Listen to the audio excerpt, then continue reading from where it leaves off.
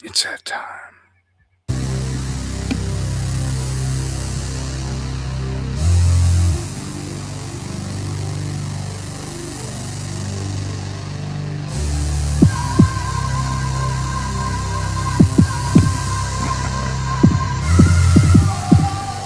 The underground.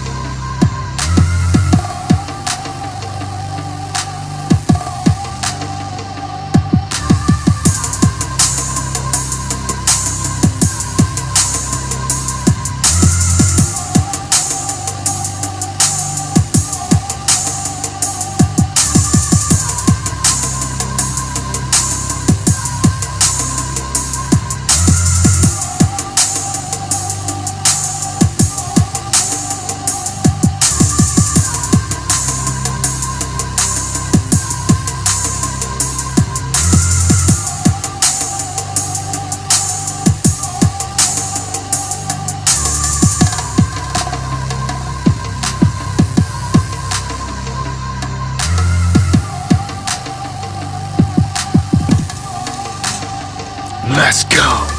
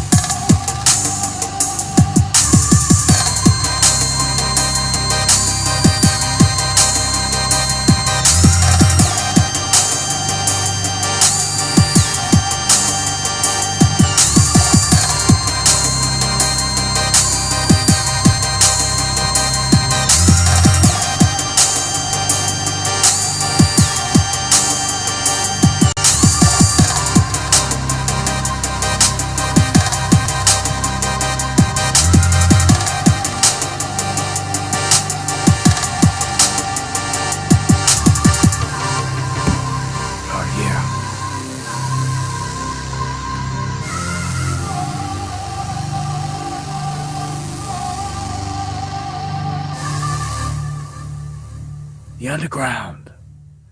World News Live. Here on this 6/19/2026. Good evening. I hope all is well. Get a mic check in real quick. Scaby. Legendary. Steely. Legendary. Nick, thank you. Thank you all for the super chats. Thank you for the feedback. Quick feedback there, everybody. And Legendary Lowrider. Dropping the memberships. Everyone that got them, welcome to the underground. All right, so good to see everybody. I want to thank everyone out there that shares at Lone Star, Kev Bar. I mean, everybody out there. Much love, Hoodie Ross. John Boy, Deanne, Miss Brady, Steve, just everybody, man. Good to see you. Bone Score, you sit there in Panera, huh? Lakeville in the house. Much love. I hope all is well. All praise to the Most High. Get this going here tonight. Thank you, Jeff. Everyone.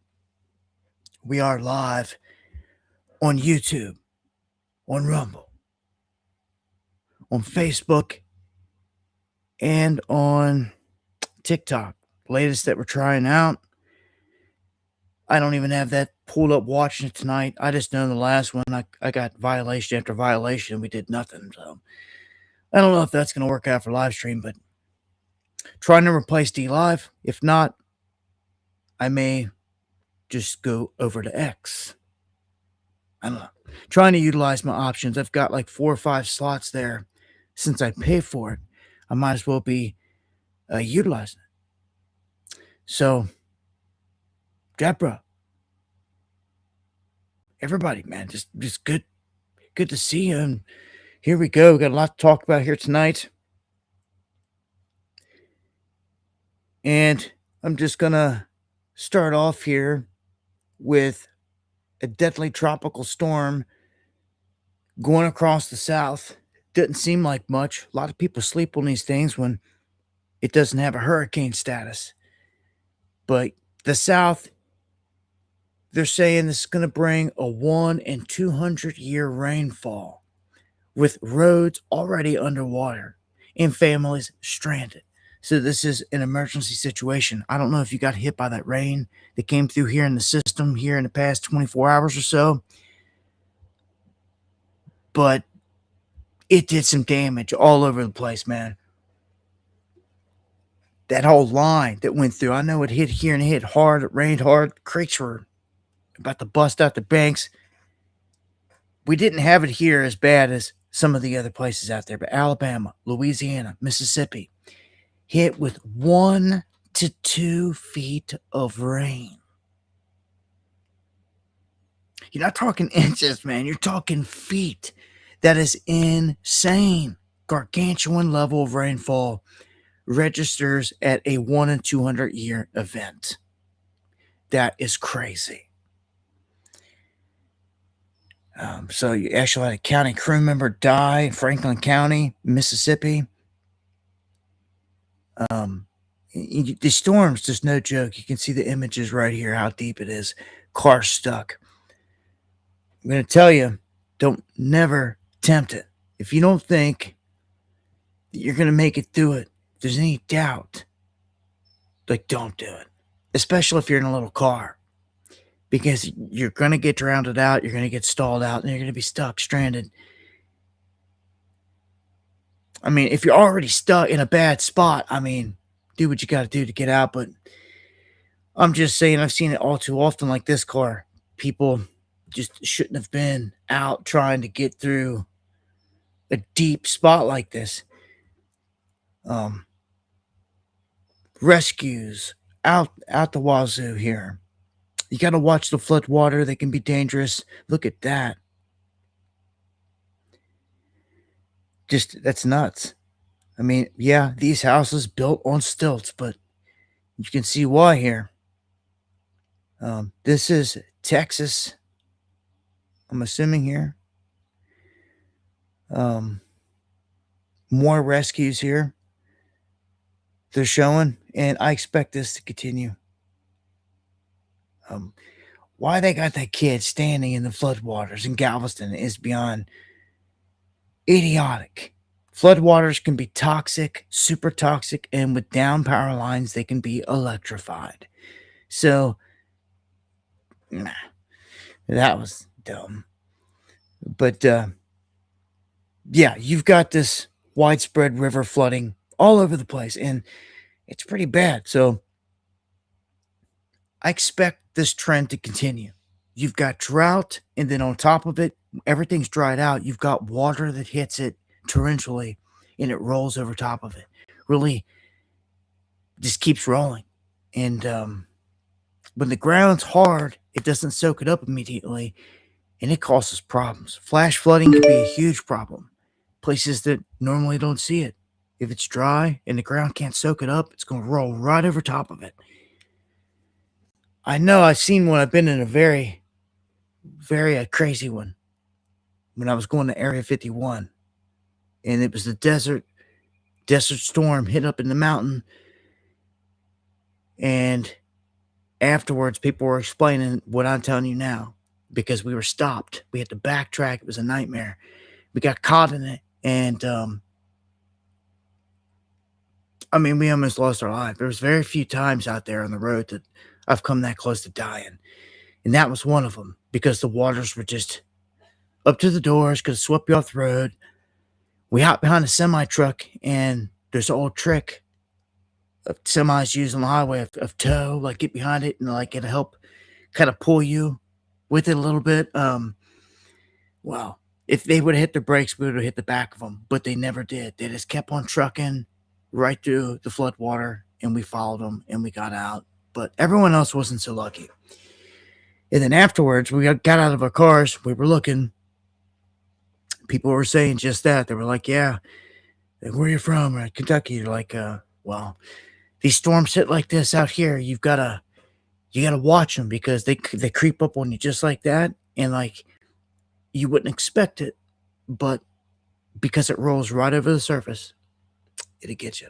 So just saying. Over to the UK. This was one of the more serious things today. They had injuries. He had 2 trains collide in Bedford. I ended up seeing over 30 emergency service vehicles and 70 at least injured. They were suspecting 50 dead.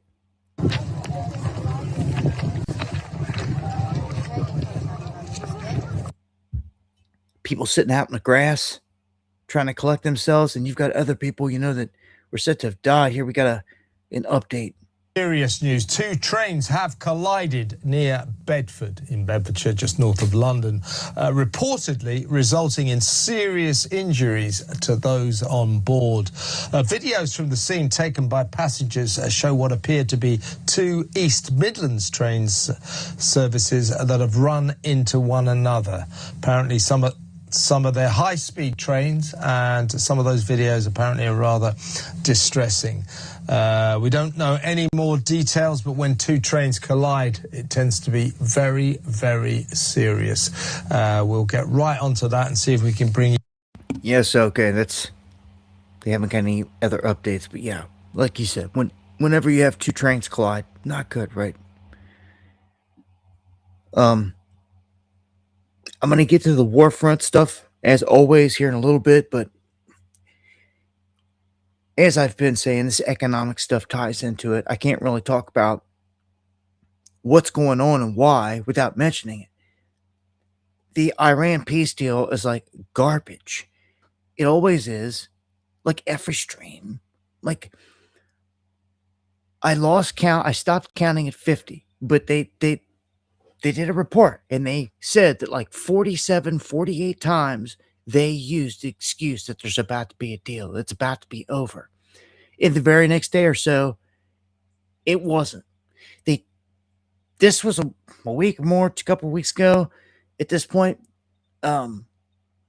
it's well over 50 at this point that they've done this. They keep saying there's going to be peace, and there's not.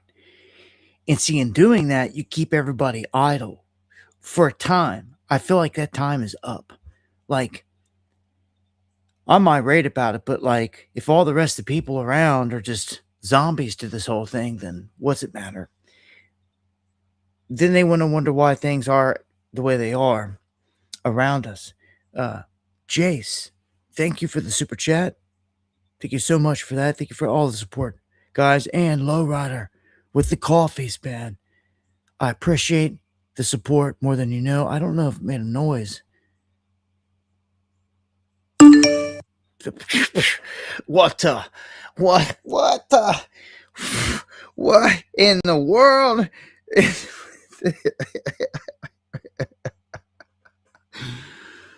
Well, there was the noise. I'm taking it the email came through before everything else. And I seen that, but that was crazy. Turn that down. Hooked to the big speakers there. Jace, again, thank you, and Lowrider, thank you. I'm just gonna tell you again, this I wouldn't trust nothing on this peace deal. It's garbage. And let's just go back to the other day. What did Trump say? Trump said that we are like 4 weeks away from all hell breaking loose. He said it because the gotta tell you the truth. He said it at a time where he had the picture painted as everything's going to be okay. We're about to work out a deal, but the deal doesn't work. Not when your partners in crime in Israel are over here murdering people left and right and they cannot stick to the rules. Okay. They just can't help themselves. Oh, there's innocent people, kill them. I mean, the same people that are leaving soccer balls and balls sitting out, weaponized bombs, waiting for kids to come and kick them so they can blow their leg off. That's how sick of individuals they are. That's facts, Jack. But this is the cats that control everything, right? So, what is anybody ever going to do to stop the madness? All these people took an oath to serve and protect this place, but we're sold out. It's pretty clear at this point. Trump sold out to BB, Israel. It seems that way anyway, right? When you look at it, it's supposed to be that Israel is creation from the United States and all this other stuff. And even Biden's on record saying it. If we didn't have Israel, we would have to create in Israel to serve our interest in the Middle East. Those are his exact words. So it doesn't matter what side of the aisle, it's the same thing. And I'm going to show you that when we get to it here in a bit because it's interesting. Because Trump's not fulfilling exactly what they want. They're not. I'll get to that when I get to the war stuff. You're going to see that the powers that control him are not happy. What this is causing, though, is an energy supply shock, a chain shock, and a cliff. I'm gonna play that clip. Here it is, right here, of Trump giving this warning of 4 weeks. Okay, so we're past that. We're on the clock. Before you know it, a week's gonna slip. It doesn't slip by since he said this, and 3 weeks left. And before you know it, at some point, panic's gonna set in. Now, if you're the enemy, if I can see this clearly, everyone else can see this clearly. Iran can see this clearly. Why would you let off the pressure right here? You wouldn't. You would do everything in your power to continue because you've got Trump in a bad spot, an embarrassing spot. He's all about wins, wins, wins. What's funny, I tweeted a thing out. Wikipedia updated and showed and stated that the war was over because we said so, but declared the victory was to Iran. Now, that stuff can get updated and manipulated and all that other stuff, but that was wild to see. But there's some other things that I'm going to show you tonight that may be wild to see. First off, I know a lot of people out there putting in a lot of time working. Both parents apparently working full-time jobs in a majority of families. That's per the census data, which just puts a kid into the school system, into the system, right? With less time around parents. It's a struggle, man. And it just, the rat race, all of it, it sucks. I wish everyone could break free of it, but you can't have a world full of lazy people. I mean, right? People got to be proactive in some way, doing something, contribute somehow, right? To the world, but not be slaves. I say do it, freely. You should have a lot more opportunity, but we don't. What the opportunity for humans, unfortunately, is almost over. In terms of like jobs and work, we were made to be workers. We were like created is that like even look at the Anunnaki. So we were created as workers. Okay, so when you've got technology here that is better than you, can do things better than you, then it's like, what do we got them around for? You think it's bad now when the CEOs say this? Just wait till higher power, higher uh, beings say this. What's crazy is this has all been written about before, and even I say prophesized in the tablets. I study the tablets in my off time. As of late, the past 6 months, like tremendously. It's wild. Sumerian tablets is, I'm going to tell you, one of the most interesting historical things ever. You should look it up and you should look into it and the history of it. Every day, every week, there's something new coming to light because so much has just been kind of like left hidden, like left sitting around and like not fully interpreted or released to the public until here recently. And it's just kind of getting slipped out there. And it tells the true story about what happened in Mesopotamia, in Iraq, in all of our true history. And I think it's interesting. It's worth noting. I don't think they were lying through all of it. So, they document a lot of things, crazy things, in those tablets, as you would do just like a business or a government. Like a lot of their cuneiform tablets were kept in a certain way with strategic strictness to exactly what was going on to the T. So they weren't fairy tales and myths like other stories. They were like accounts that were kept like with like precise record and everything else. So when they were saying things, they meant it. And it's pretty wild because of a lot of the things they say. But I got a story on the firmament that if I have time later, I'll unleash, and it's right out of the tablets. So it's what they said about it. It's nuts, and a bunch more, and what's above it, below it, the water, everything.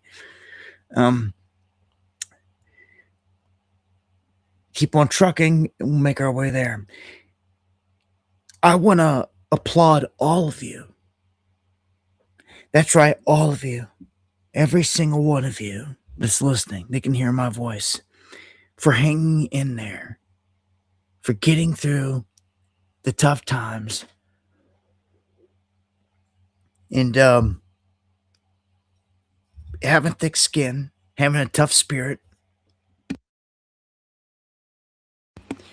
being wise enough to see what's going on and not be afraid of it. Salutes to you. Just being here is a testament because so many others have gotten scared. They've gotten scared. They've gotten overwhelmed by what's been going on ever since lockdowns and the whole phase. Something's happened, and the numbers don't lie, and I've seen it myself. As you can see the title here, it says Bad News Overload. It says News Avoidance on the Rise. That's right. What you consume, other people can't even handle the truth. And this has risen.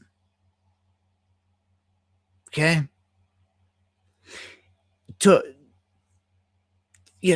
that's it used to be 29% back in 2017 before lockdowns would say that they would avoid the news because of the chaos and they just can't handle it.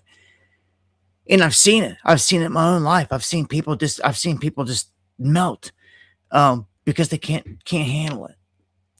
This, that, or the other. Now it's 42%.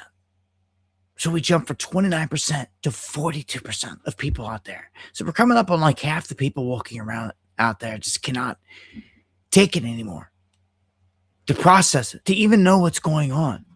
So they're not, this is the scary part, because they're going to get blindsided. We are approaching the biggest of events, the worst of events. And because they want to stick their head back in the sand, they're going to get ran over.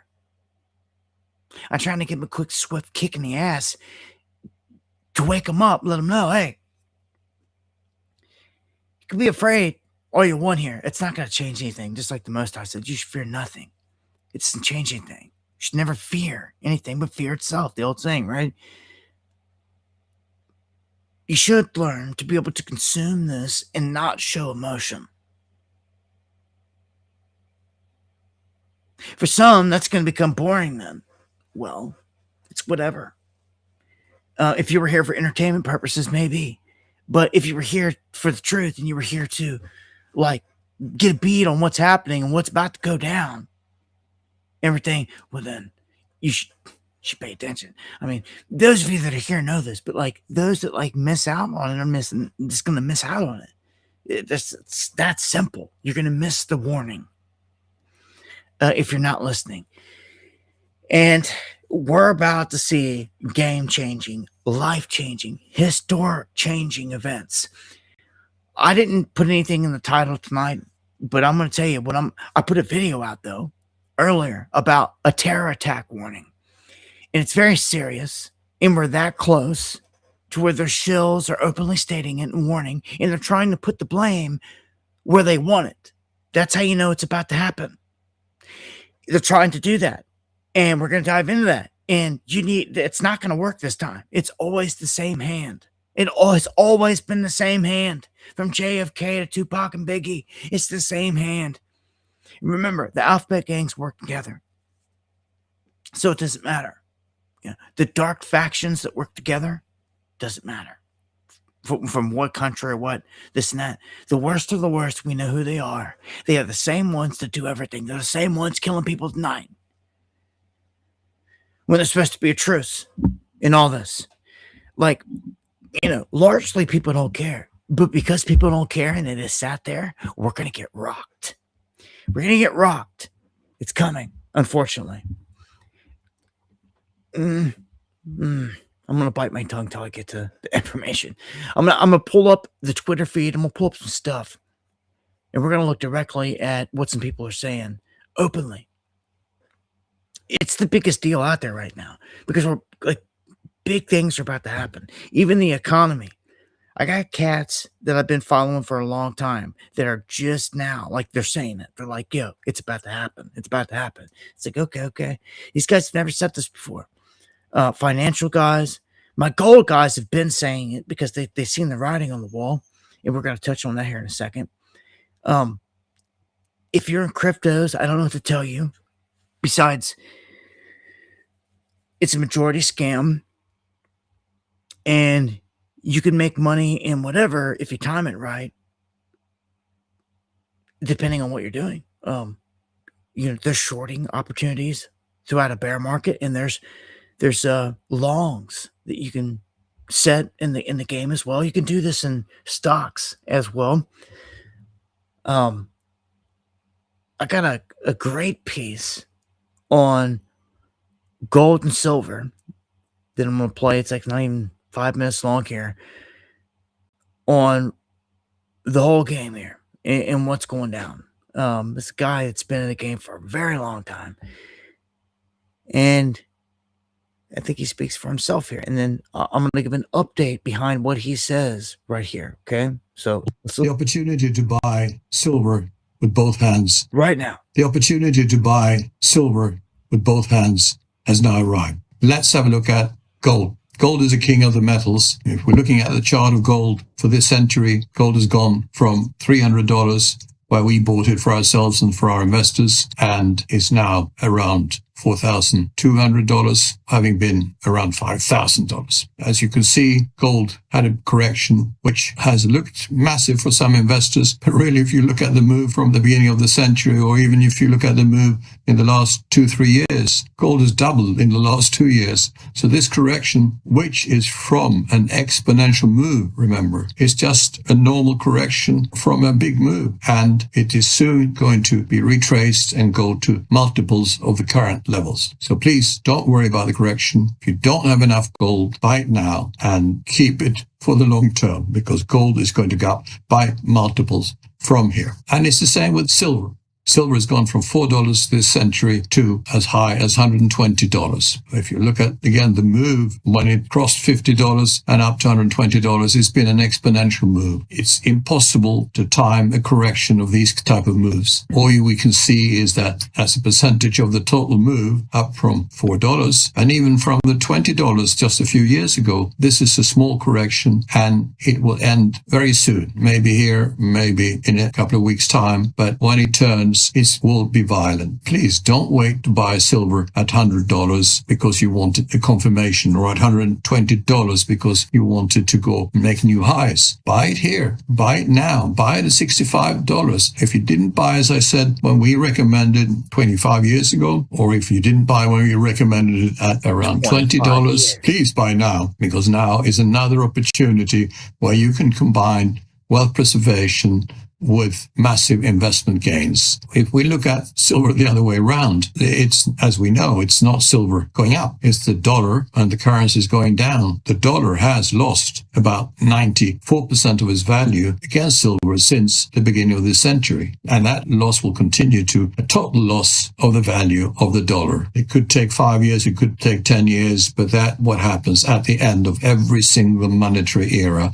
And this is just another one in a chain of many, where every currency has always gone to zero. Coming back to gold, the king of the metals. Now we think you can be overexposed to silver, so you can maybe have 30% in silver of your total precious metals and 70% in gold. So how much precious metal should you have as a percentage of your total assets? Well, we are extremely worried about virtually every investment market, and we will talk about that in another video. But we think that stocks, bonds, property, and many of the bubble markets and other investment markets will go down by at least 75 to 95% against gold. And some of them, like bond markets, where there'll be defaults, could be both sovereign defaults and it could obviously be defaults by other parties. That obviously leads to the bonds going down to zero. And that will be in combination with very much higher interest rates than we have today. So if we look at gold here, I have this cube. Total gold that has ever been mined in the world is $32 trillion. Compare that to the 12 biggest companies in the US currently, and they add up to $30 trillion.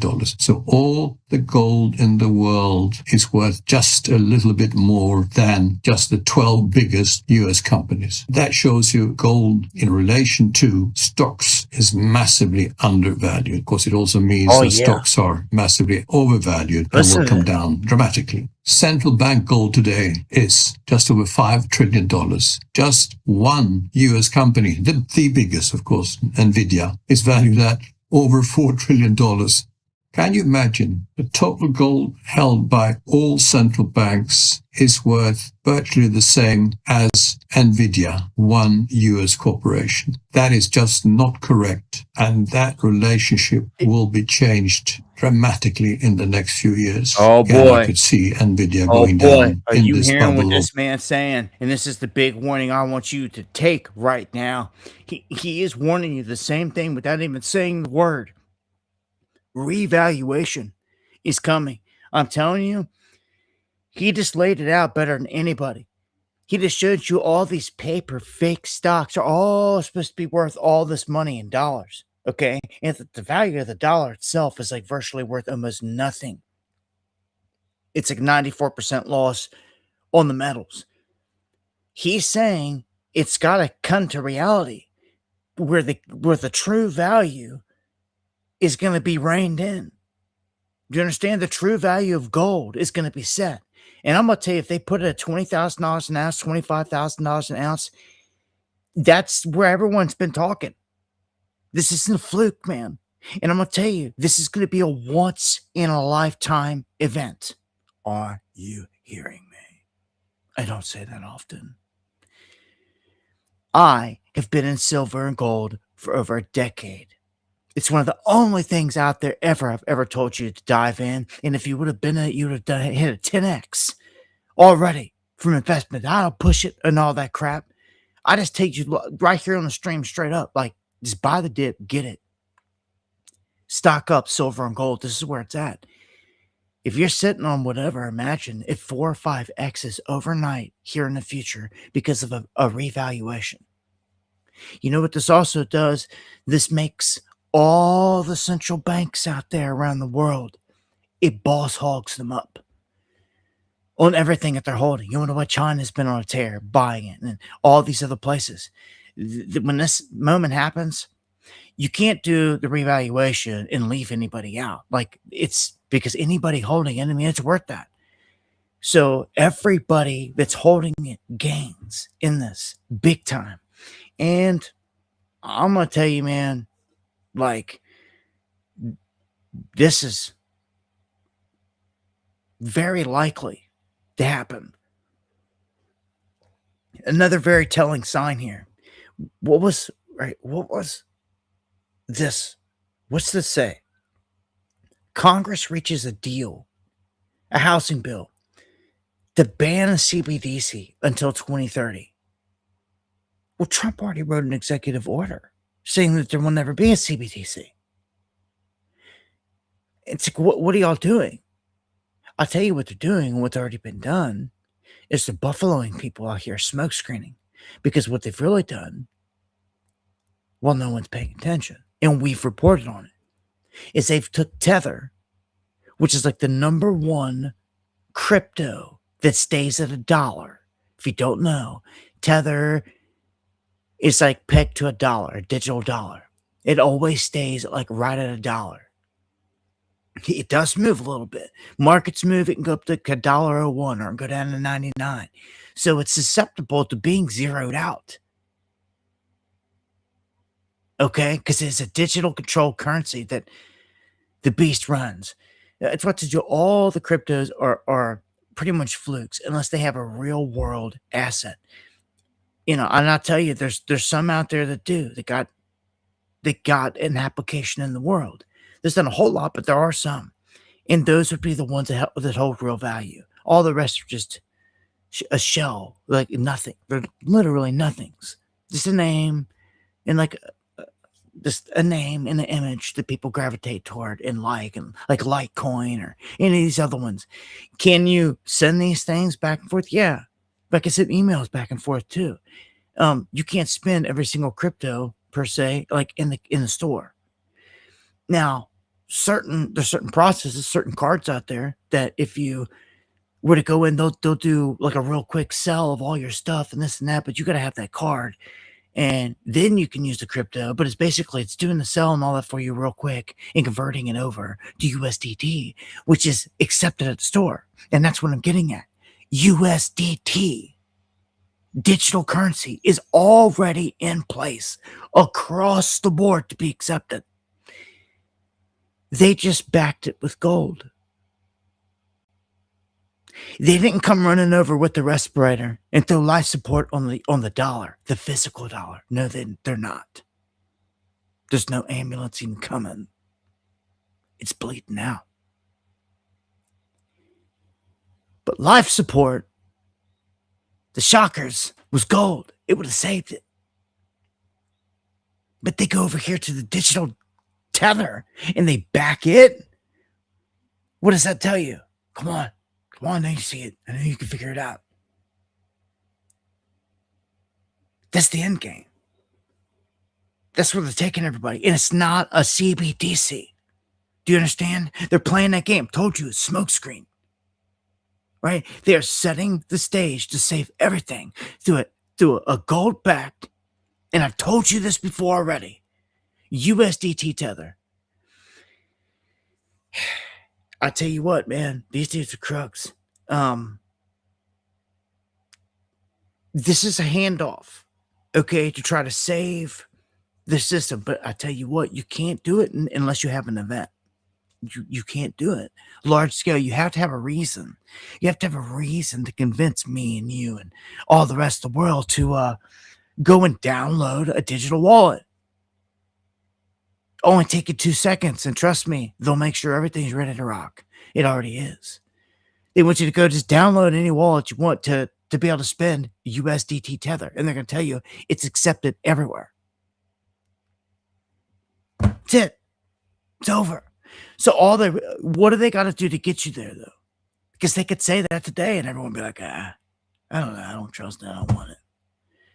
I'll tell you what, they hold your money hostage in your bank. Really not funny, but it's coming. It's the move. It's the only move that you can make to get the whole herd to jump on board. It's the only move. So expect it.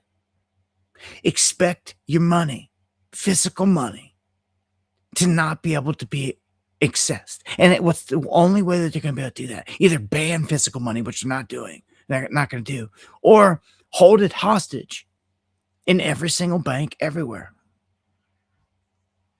Cyber attack, whatever you want to call it, hack, whatever you want to call it, blame the enemy, which it doesn't matter who does it at this point. It's going to be the same result. You're going to be screwed. But who benefits? Does Iran benefit from doing this to you? I don't think so. I mean, honestly, don't be political about it. Take a step back as an investigator. Who benefits from this? The government. Well, there's your man. Do you understand? It's that easy. Dude, we've seen this coming. Some of us had this information. We've seen this coming from so far out. It's stupid. And they've gone out of their way to make sure to like silence me and censor me and put me in the dungeon on every platform. Yeah. So the only people that ever really get the message are the same people that show up all the time. Like, yo, why is it? Like, how come not even a single stray ever shows up? Like wanders in because they don't see me. I hear it all the time. People say, Dabu, man, I haven't seen you in like 5 years, man. Like, dude, post every day. What's that tell you? They hear it all the time. What's that tell you? How hidden they got me from my 500,000 followers. Got 700 of you sitting here now. You kidding me? It's the same. It's always the same cats, right? You ever think about that? All those people that just don't see me because they've hidden me. It's insane. Okay, so look, only I guess the remnant, as I've come to be able to call it, is gonna get these warnings before it goes down. This is the obvious blueprint on where they're taking this. As the man said in the video, you better be buying silver with 2 hands. And we've been doing this. I know money's tight, but like if you're looking to invest, depending on the state you're in, this is like a tax-free thing. And like, I got cats. I just got my peoples, man. I got, for instance, these last couple waves, man. Some have been making moves out there, and it's good to see. I'm glad people are doing it, man. People are finally really seeing. That's why I play these clips of other people, so you can see like some of these big old gold heads. That guy's been doing 25 years. He's like, look, dude, silver now, buy it by the fistfuls. Yeah, and let's just check the price. Should have closed at 6 o'clock. We're at 65.58. That's a buy price if I ever seen one. With the gold and silver pulled back, gold pulled back a little harder.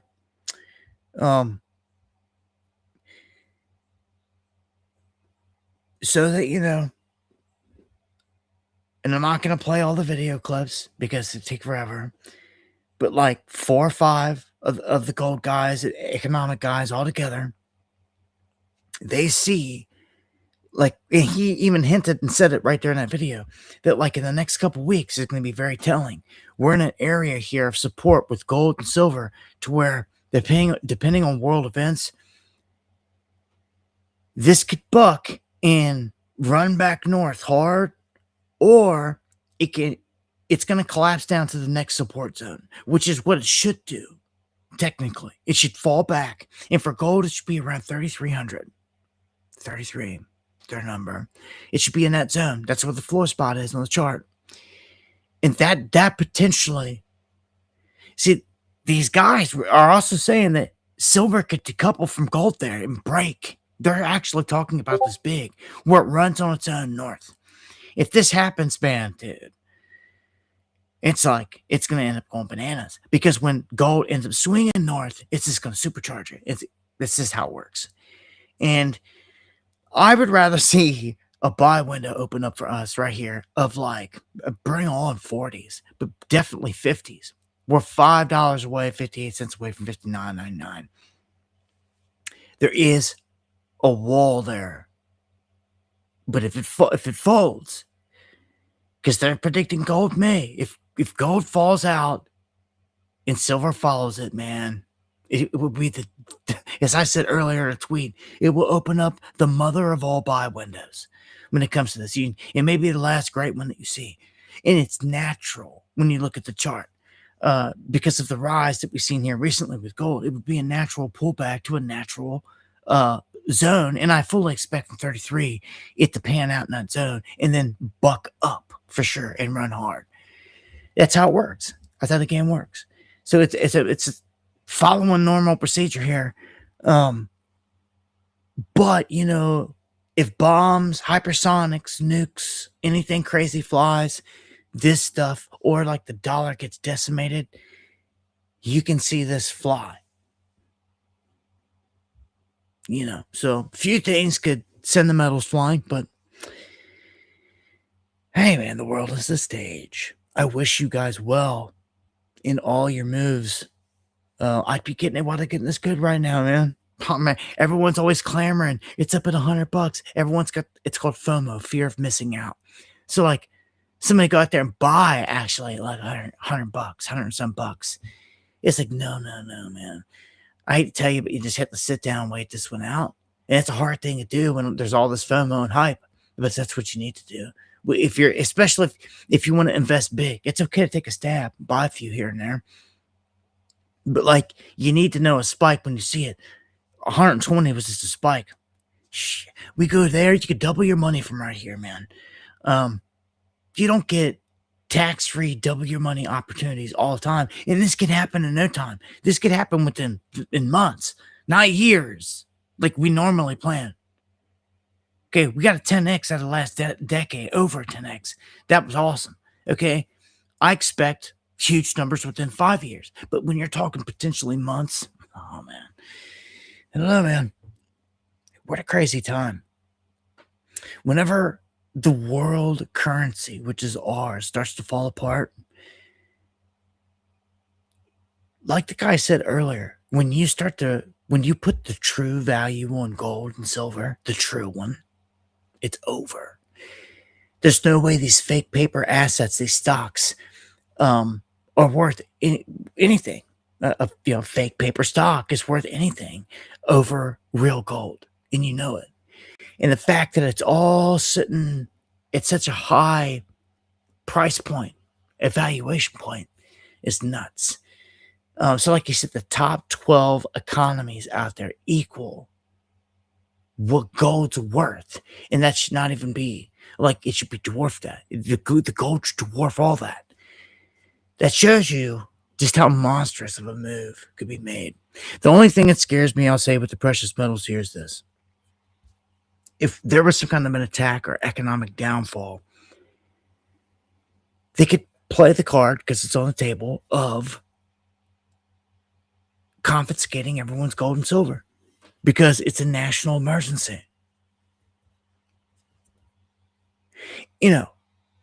I would say first, go show me what is in Fort Knox. But they won't. And you know it. That's a problem. It's a huge problem. We're getting played. Everyone's just sitting back scared. I salute every single rider that goes legendary and rides against the beast. I see you on the other side. And I love you. Because there's very few that will do anything. You can either do something or not. Not everybody has to. Not everybody's built to do something.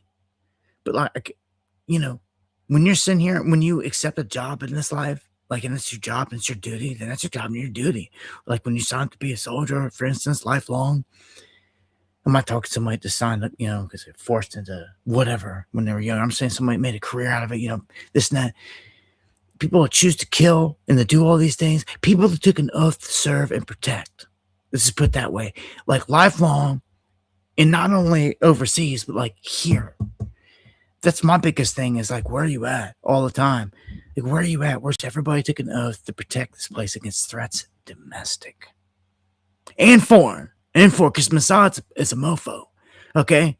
And, Netanyahu's control over Trump and everything is a mofo.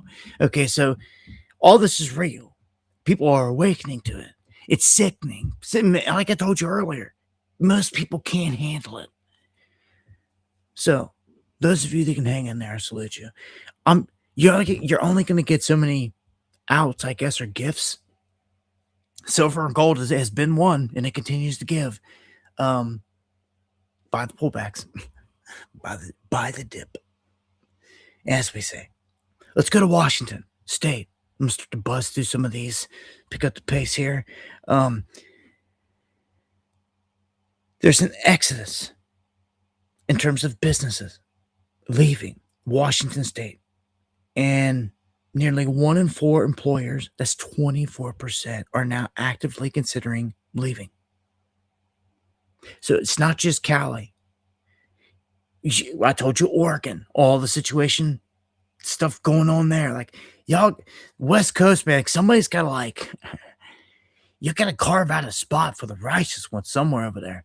Like it's not totally tyrannical. I mean, like, I don't know, 20 miles of coastline, something. I don't know, like something. Like, I would support it. Everything is just so tyrannical and there's nowhere to run. And when you look all the way up the coast, that's why I call it left coast, politically. Because there's a lot of beautiful coast. A lot of beautiful people. Beautiful countryside. But it's ran by tyranny. I mean, you see what Newsom does to California. I don't often talk about what's going on in Oregon and Washington because it doesn't make the headlines as much. But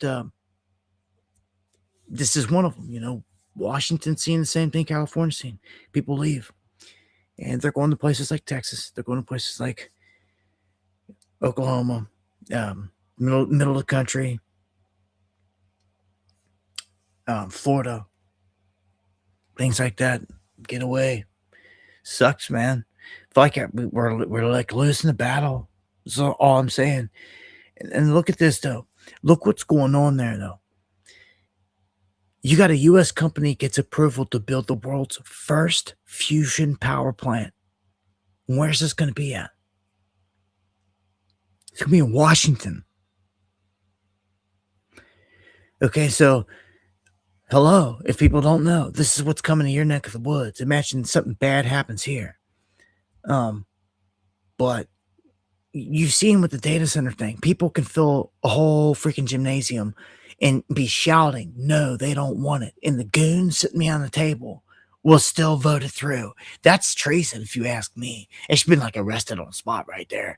And like, taught a lesson. Like, look, when all your officials are supposed to represent the people. When they're trying to tell you something you don't listen, like, you should be removed. So that's simple. By default. That would put the power back to the hands of the people real quick, wouldn't it? Yeah. Have a constitutional sheriff that has some gonads and will sit there and arrest the treason when it happens. Something's got to give. Every city, every state's different. Again, I salute all the people that ride against the beast. So these are the states starting to panic over AI. What state's at the top? Washington State. Man, not looking good for you guys up there right now. They have an AI. This is crazy. I'm saying this. They have an AI panic score. It's a real thing. AI panic score. Washington taking the top spot, followed by Wyoming, then Nevada, Massachusetts, Maryland, Delaware, Alaska, New York, Florida, and then Virginia. But I mean, in terms of panic, 0 to 100, I mean, Washington, top of the scale. The people flipped out there.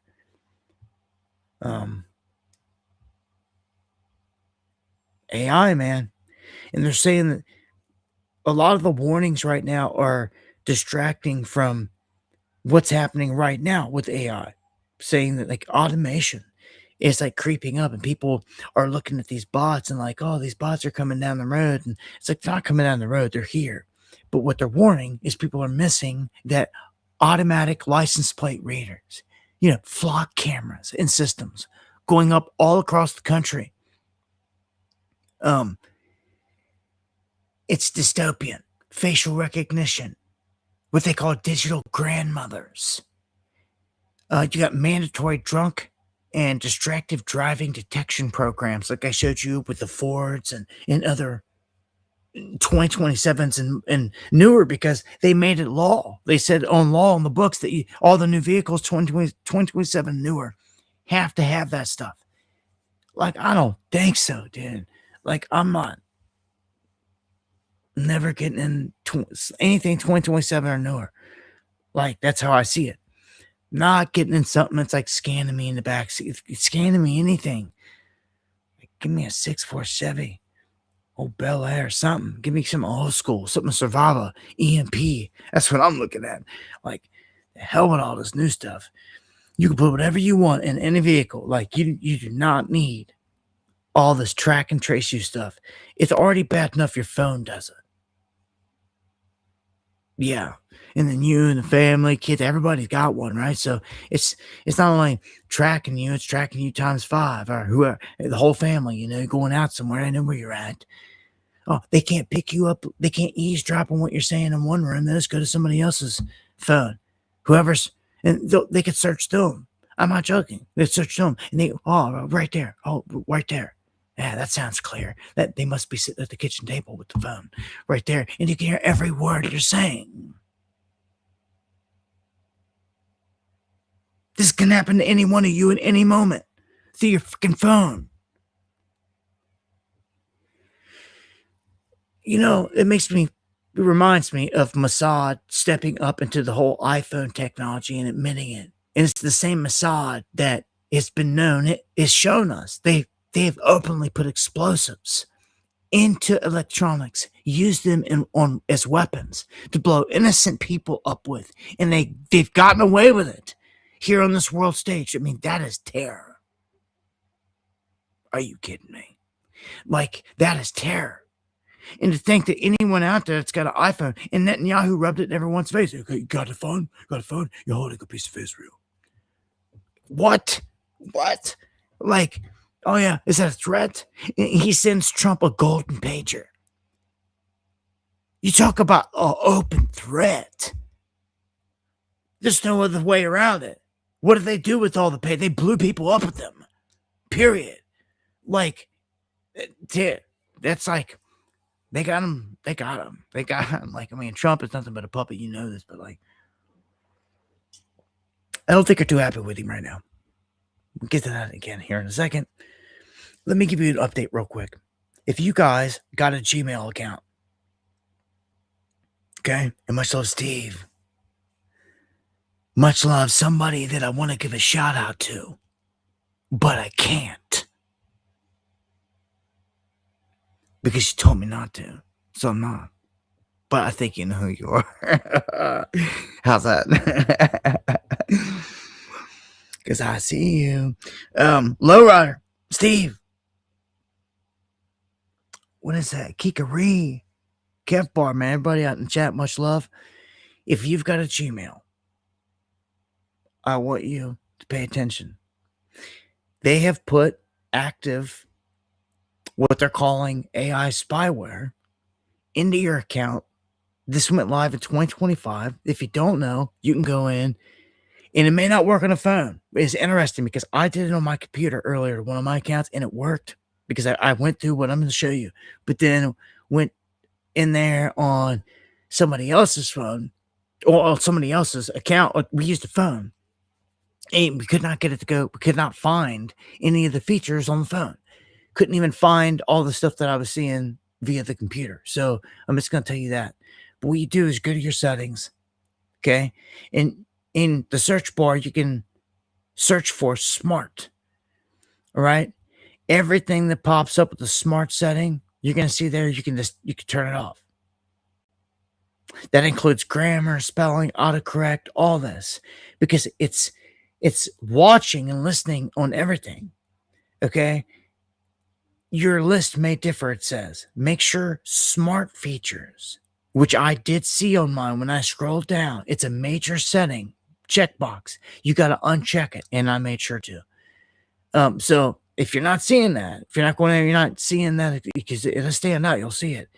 As it says there, go to Google Workspace Smart Features and click on Manage Workspace Smart Features Settings.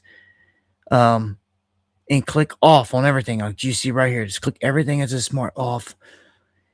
And just letting you know, and it says also delete your Gemini history. Which, you know what, I'm gonna have to go back and do because I forgot to do. But a heads up, that's the real deal. From the underground.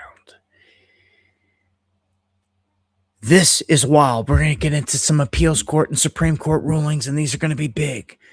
Okay, and it makes you wonder here what they're going to do across the board. Maybe nothing out of the White House, maybe not here in terms of laws like this, but I'm seeing more and more states in different countries do this. That is stopping children under 16 from being able to access their platform unless they have parental consent. Now, they could still potentially get on with parental consent, but this opens up this whole door of verification and IDs, which seems to be kind of trappy. And they're doing it in the UK. I'm going to report on it here in a little bit in a separate story. And Crown Jewels, my brother, if you're out there, if you can still hear me, I seen you earlier say something about the UK, the kids getting thrown in. I'm going to report on that as well. Got all that here in the lineup. But Ohio, they allowed Ohio to enforce the law requiring social media companies to obtain consent. So all these kids in Ohio, Cincinnati, Columbus, Cleveland, Lorraine, like all you cats out there, like shout outs. Ain't no kids hearing my voice anyway. Not on most of these platforms. They hide me from them. Can only wish to get this knowledge into the hands of the youth. You kidding me? That's always been the goal. But you see what they're doing here, right? You see? And, you know, I'm all about having, like, time limits. And, like, just, you know, every parent could be a parent. You have your limits. You could do whatever you want, right? You're free to do it, set your rules, and do what you want. And there could be limits and constraints. I'm cool and open with that. But, like, to absolutely have a ban, I don't agree with. Because what you're doing is just stripping away a vital resource of knowledge in a wild time in history. And if I was that 16-year-old sitting there learning about the Mossad right now and who the real enemy is on the planet, I'm telling you, that's the only thing they really want to stop. Is them finding out the truth. Comprende? Don't you ever forget it. So F them. And the laws and all the crap. I don't care if they're 5 and they're seeking the truth. Let them seek it. Like I said, you could put, you could only get on there an hour a day, half an hour a day, but it doesn't matter. On there seeking truth, let it be. If you're going to totally ban it, you're cutting off access completely. How would you like to be that kid born into this lifetime? And this small little window of opportunity to learn things is there, but it's going to close. It's going to. After big events and after this world changes, you won't even be able to get on the internet and access information the same way. You will not. The plan's already out there. You will have to have a biometric government ID and all this just to tap in, just to connect. So, like, the days of all this will be gone. That's their dream if they have it their way. But I'm here to tell you, some of us, as long as we're breathing, it ain't gonna happen. We ain't gonna jump through their hoops. Much love to all the purebloods out there. Know plenty about that. They want to come put a gun in your head and say, yeah, take this, do this. And people got the gun answer standing there and saying, no, salutes to you. All the people riding against these data centers. Same. Okay. Here's one. Amazon plans a $10 billion Missouri data center. So the only hope here is that all of us can talk enough to spread the word enough, right? I mean, flock cameras, data centers, it's the most tyrannical things out there right now. I'm going to tell you, at this current moment, I mean, there's nothing else above it in terms of infringing on your rights and your privacy and all that. The flock cameras, man, I've reported on it many times, but this is getting more and more attention. Salutes to anybody that is fighting the good fight. I don't care who it is. You know, sometimes people are out there, you know, so you need people that, like, say it's somebody in Hollywood that, of course, they sold the soul of the devil because they're in Hollywood and they're a big star, but say they wake up and they want to speak the truth. Well, like, just because they sold the soul and all this, it doesn't matter now. At this point, if they're speaking the truth is truth. It should be heard. Okay? So whenever anybody is speaking it, do you understand? What's the next? Oh, next one. Tyler, the Creator. I don't follow him. I know he's got a big name. I know he's huge with the youth. He declares death to all data centers.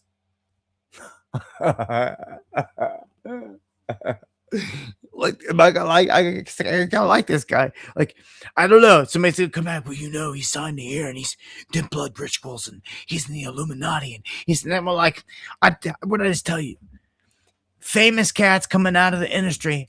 We already know this. But if they're gonna speak truth, let them speak truth. All right.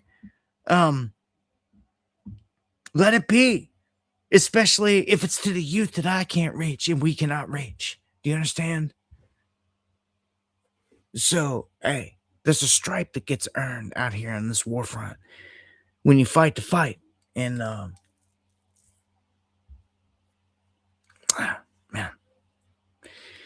Yeah, him stepping up, though, I can just only imagine. The only time I've ever heard of him is like at the youth and, you know, in that whole social media circle.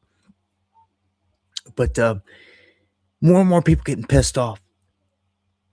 Check this one out. Let's talk about the plans for Earth's black box. This is nuts. Talked about this before. They're actually doing this, putting it into motion. This is a black box, this huge indestructible device that they're going to make in remote Tasmania. It's going to record every step that humanity takes toward the apocalypse. So yeah.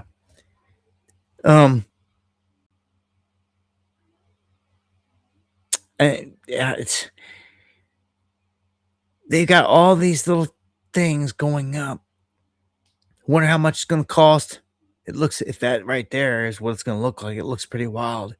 Because it's going to look hideous. Is it going to look like the Obama Library? Probably better. It's I got some clips of that here in a minute too. It's here's a victory. This is for all my gun rights people out there, all my people that just love freedom, love rights. One of the biggest things that come with that is what? Gun rights, being able to protect yourself. And it's a big thing for me. It always has been, always will be. It will be at the top list of everything. Your right to bear arms, protect yourself.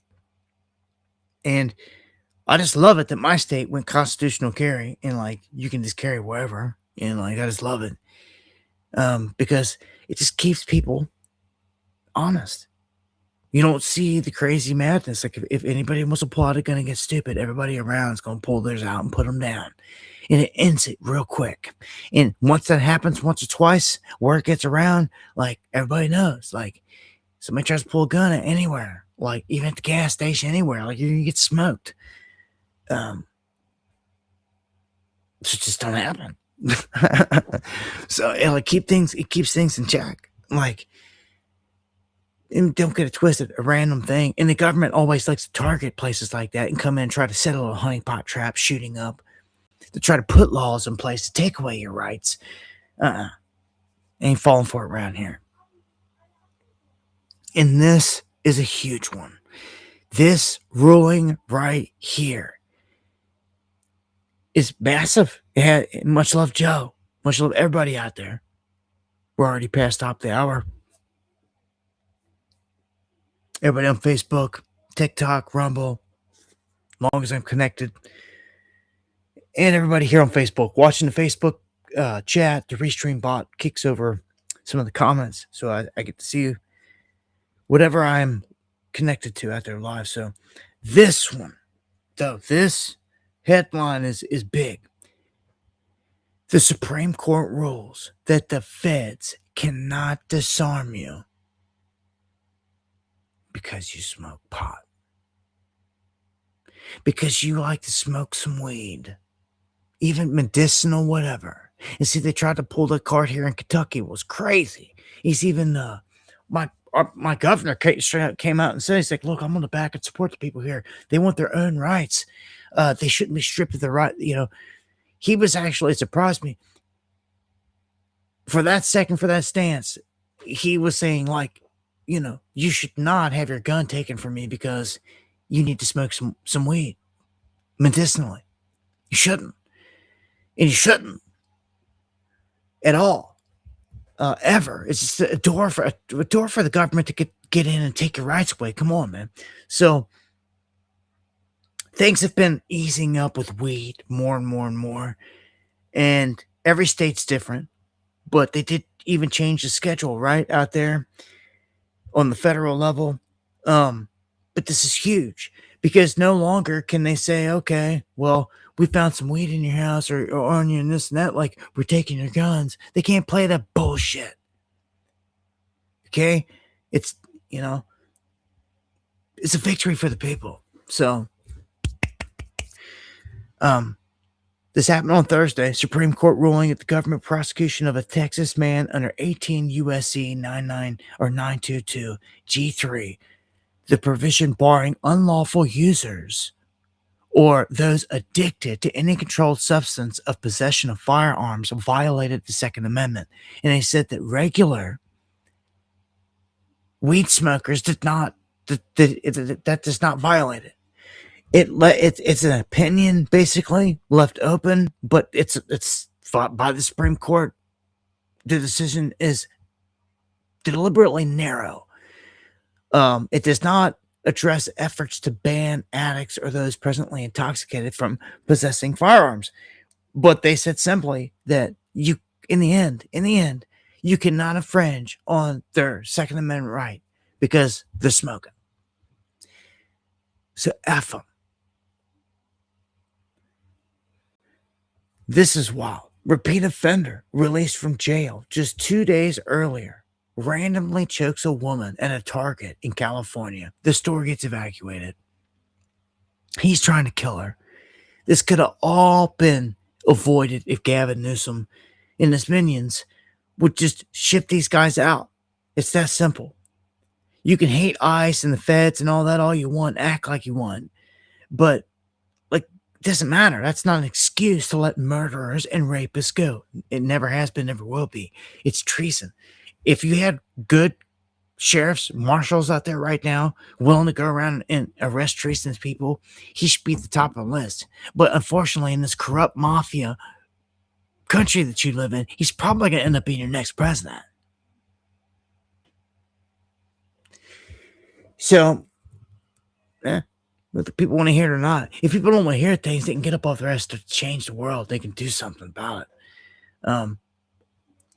Or these things are just inevitable. They're kind of obvious. But the crime in some of these areas is nuts. A Florida woman here, juvenile probation officer, she gets arrested. The reason I'm reporting on this is the amount of years that she could potentially get. They don't think she'll get it, but she could potentially get on 113 felony counts. 565 years behind bars. If convicted to the max on every charge. Max is 5 years in jail on the charge on each one. And she used to work for an agency, juvenile justice employee, so she had access to a comprehensive case information system, CCIS.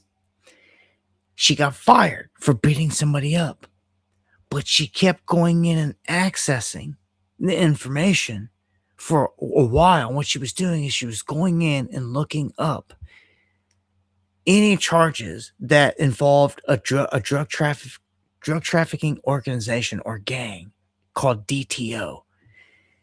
And they seen all this. They were able to trace and they were able to see somehow all this.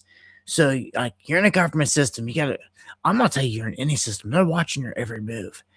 Like, she was like getting in, and like, well, they knew their every move, her logins, and I guess was able to even see where she was going, what screens, what she accessed, because she was looking at specific files and they knew it on specific individuals. And she was trying to find people that they were getting ready to like, serve a warrant on so she could alert them ahead of time. And that's what she was doing. And she must have done it 113 times. And now they're trying to make an example out of her. So she's pretty stone cold faced, getting carried out here. She gotta be hating life, but the years attached to that, like, I don't get it though. I see people that kill people, like murderers, straight murderers, get out like within the decades, and you know they're able to get out and kill again. Yet in some cases, someone does something like this that gets 535 years potentially. Like, that is nuts. Let's go to Baltimore, where chaos, gunfire, breaking out because the youth have turned the bar district into a war zone. And I can't help but think, what happens when all these youth get of age and can enter the bar? Oh man, you've got madness on your hands. They already do. But they said all these people were out, and it was mostly youths because they weren't in the bars, but they caused all this chaos that was going on in the streets.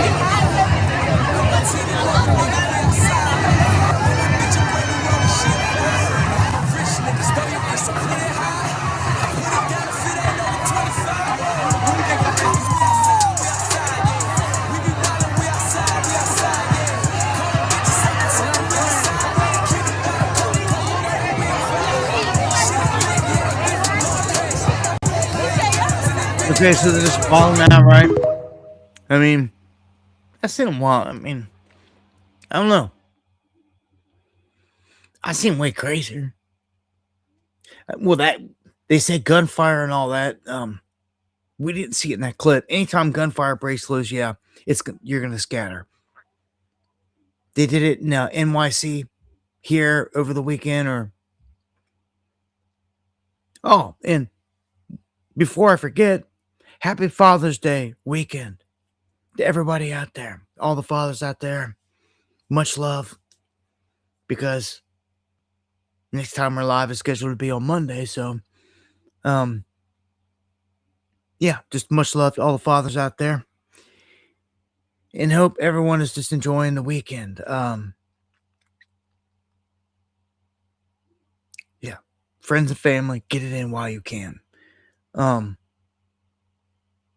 We have a story here of another individual here, a homeless man with countless arrests, charged for attempting to kill a pregnant woman with a knife, and this time in Charlotte, North Carolina.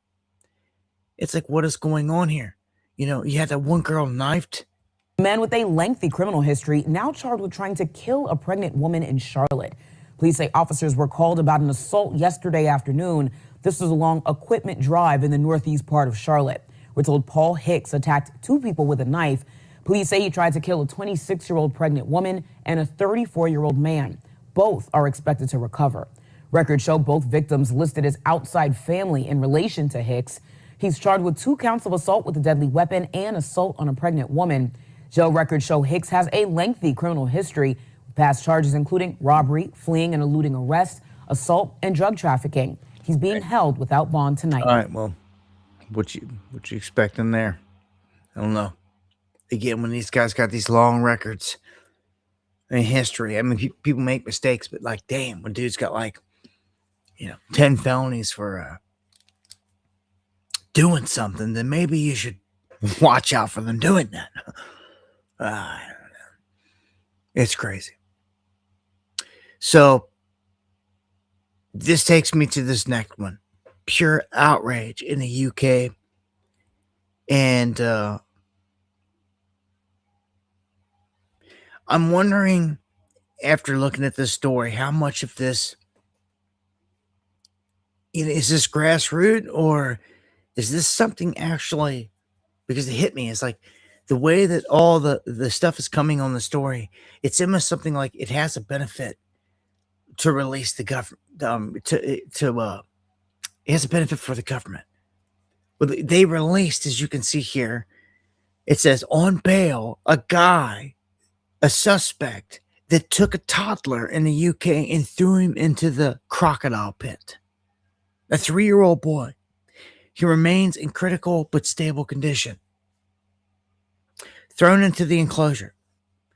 A 30-year-old man from Norfolk arrested on suspicion of attempted murder has already been released on bail until September 18th. This is nuts. I can't imagine if guys in the street find him or anything like this. And what's crazy is the corrupt government there would prosecute the people that did something to him more so probably than they would him. Again, he's out on the street on bail tonight. That's nuts. I don't know. Just this is one of those situations, like, people are pissed off by a lot of things. If there's a lot of craziness going on, and this is just going to add to it, I feel. It like those fuel in the fire of hostility. But people got a right to be pissed off. This guy throwing a kid in there. I just don't think that they should be releasing anyone that's a danger to society. Like I guess a shot there of the area. And a look at the type of pit that the kid was thrown into. So I thought I read in one story they said that he was at least bitten once or something. It's nuts, but I can only imagine the people being super pissed over this event. And look at this. 2-tier Britain. White job seekers locked out of employment schemes. This is nuts. Like, dude, like Britain is like grassroots white, right? Period. Everybody knows it. I mean, it's Britain. And yeah, there's some black folks. There's all different colors. This and that. You're always going to have a mixture here and there of different things, right? But it's like Ireland. We know that Irish are the white people, right? They're white. But they're saying white people are being cut out. How can all this vast area be being cut out if you're not being replaced in mass amounts in real time? You already know it. You've seen the migrants in flooding in everywhere. I've shown you like parts of Ireland don't even look like Ireland. I've showed you the protest. I've showed you the problems. I've showed you all the chaos. And they're just cutting white people out. Like, dude, to my brothers and sisters there, like, whatever you got to do, I salute you. It's that point. Corrupt people, corruption has got to end in places. And when you're systematically, strategically wiping out a race. I don't care if they're yellow, white, black, brown, black. I don't care who it is. It's wrong. But that's what they're doing. And you see what they've done, don't you? They've done it everywhere. They try to hear us well. It's just the U.S. is way larger in terms of numbers, so you don't see this prevalent. You do in the bigger cities. But like some of the small towns and stuff like that, you don't see as much. You're not going to. But look, when your own government is not giving you a chance at all to live, to survive, you wonder why Elon was sitting there saying like, yo, y'all better rise. He ain't say that to us. He ain't never say that to Americans. I've been calling his ass out like, come on, big dog, with your money. You want to go to war? Let's do it. Step onto the good side. Let's do this. Some of us out here ready to row. I ain't afraid to die. We'll get their head blown off out here if need be. We ain't bitches, but we ain't got the money to go to war. Poor. Can't go to war against the beast. Gotta have your money right before you go to war, right? That's what Pac said. Or you don't stand a chance. Yet I can't tell you if there's I can't name one righteous billionaire fighting against the beast. Fighting against the conglomerate of all the billionaires. Imagine that. What chance do you stand? They own all the platforms to run them. Doesn't matter. See people bitching about this one or that one. Oh, like X. Well, like TikTok. Oh, like this. They're all ran by guys that are all in the same club. I mean, pick your poison. I want to hear you bitching. Like, at this point, it's all weapons. That you either pick it up and you use it as a weapon it is to reach people with the truth, or you don't. And that's not to your advantage in this fight. You need to pick up as many weapons as you can, be firing on all of them. You understand? That's the only way. You need to go all out.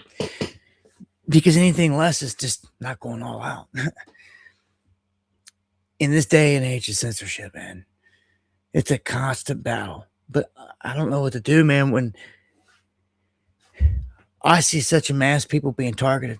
But to send prayers, like I said, for my people in Britain, it's clear out of the past few articles that your government hates you. And like the whole EU, like, I don't know. Look at this next one. Suckers is what it's asking. 44% of EU citizens feel well protected in the digital world. I've warned you a million times about blockchain, but they're basically saying they took blockchain and they're okay with it. They don't care to be tracked like animals. I'm not going to live like that. I'm not going to be a part of that. But when tyrannical governments come along and say, we don't care what you think, this is what we're going to do. We're resetting the system. Then what? Yeah. Here's a warning for Americans out there. If you're going to the Bahamas, never been, would actually love to see the Bahamas one day. It's not too far, I guess. I'd probably take a boat through the Bermuda Triangle and the hell with flying. And yeah, man. But do I want to? Like, what are you gonna do? We'll go there, get a jet ski, man. Love it, you know. Well, they're warning you not to. U.S. Embassy in Nassau issuing a security alert on June 15th, urging American citizens to avoid renting jet skis in the Bahamas. What? So they're saying they're citing security risk and a lack of safety regulation enforcement. So, long story short, women are reporting that they're getting groped and like raped and like all this other stuff on these islands and in these coves.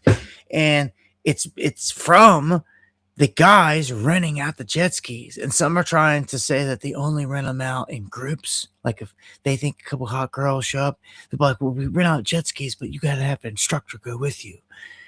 And that was the scheme that they were pitching. And then those instructors were then taking them into these coves. And then they were stopping, for a minute. And then getting sexually assaulted, out in the middle of nowhere. And that is the warning. And there's like, it's happened repeated. And they're like, look, if they don't want to put up the safety to stop, then we're going to have to tell people, don't go do this. You know, I wouldn't get a jet ski anyway. I'd just get a boat that with nobody, just you and the fam, your friends and fam on the boat, and take it out and go wherever you want, however you want. Anyone tries to mess with you, handle it. But yeah, no jet skiing in the Bahamas if you were going to go. Sweden passes a law to revoke the residence permits from any migrant that fails a good behavior test. I like this. This is the stuff that needs to be rolled out everywhere. So take this to your governor. Take this to whoever. This needs to be rolled out. You want to screw up. You want to do all these bad things, like you're out of here. It's like a one strike thing, period. Especially if you hear you've been given the privilege to even be here, to come in here and have this opportunity, and take a job from an American, basically, to work here, because that's why you're here, right? Unless you're just here to mooch off the government.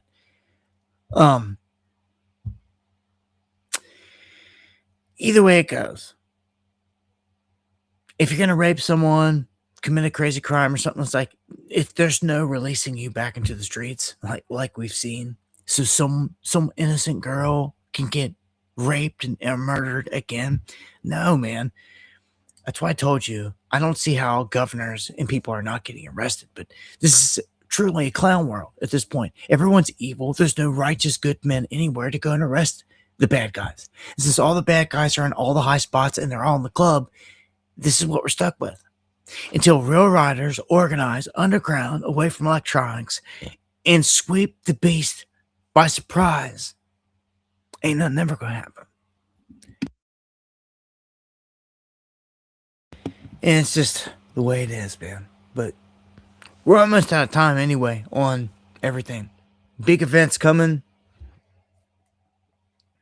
U.S. security chief saying one suspected terrorist is arrested at the Canadian border every week. So how many are slipping through? Canadian border now, north border, not even messing with the south border because they locked it down. The UFC event. Some updates here. And interesting. More people watched the UFC America 250 from the White House than any Super Bowl ever. Dude, that is crazy. That's important. Why? Because the attention of people is important. It's why there's bread and circus. To keep the people occupied. Okay? That's why football has always been so important.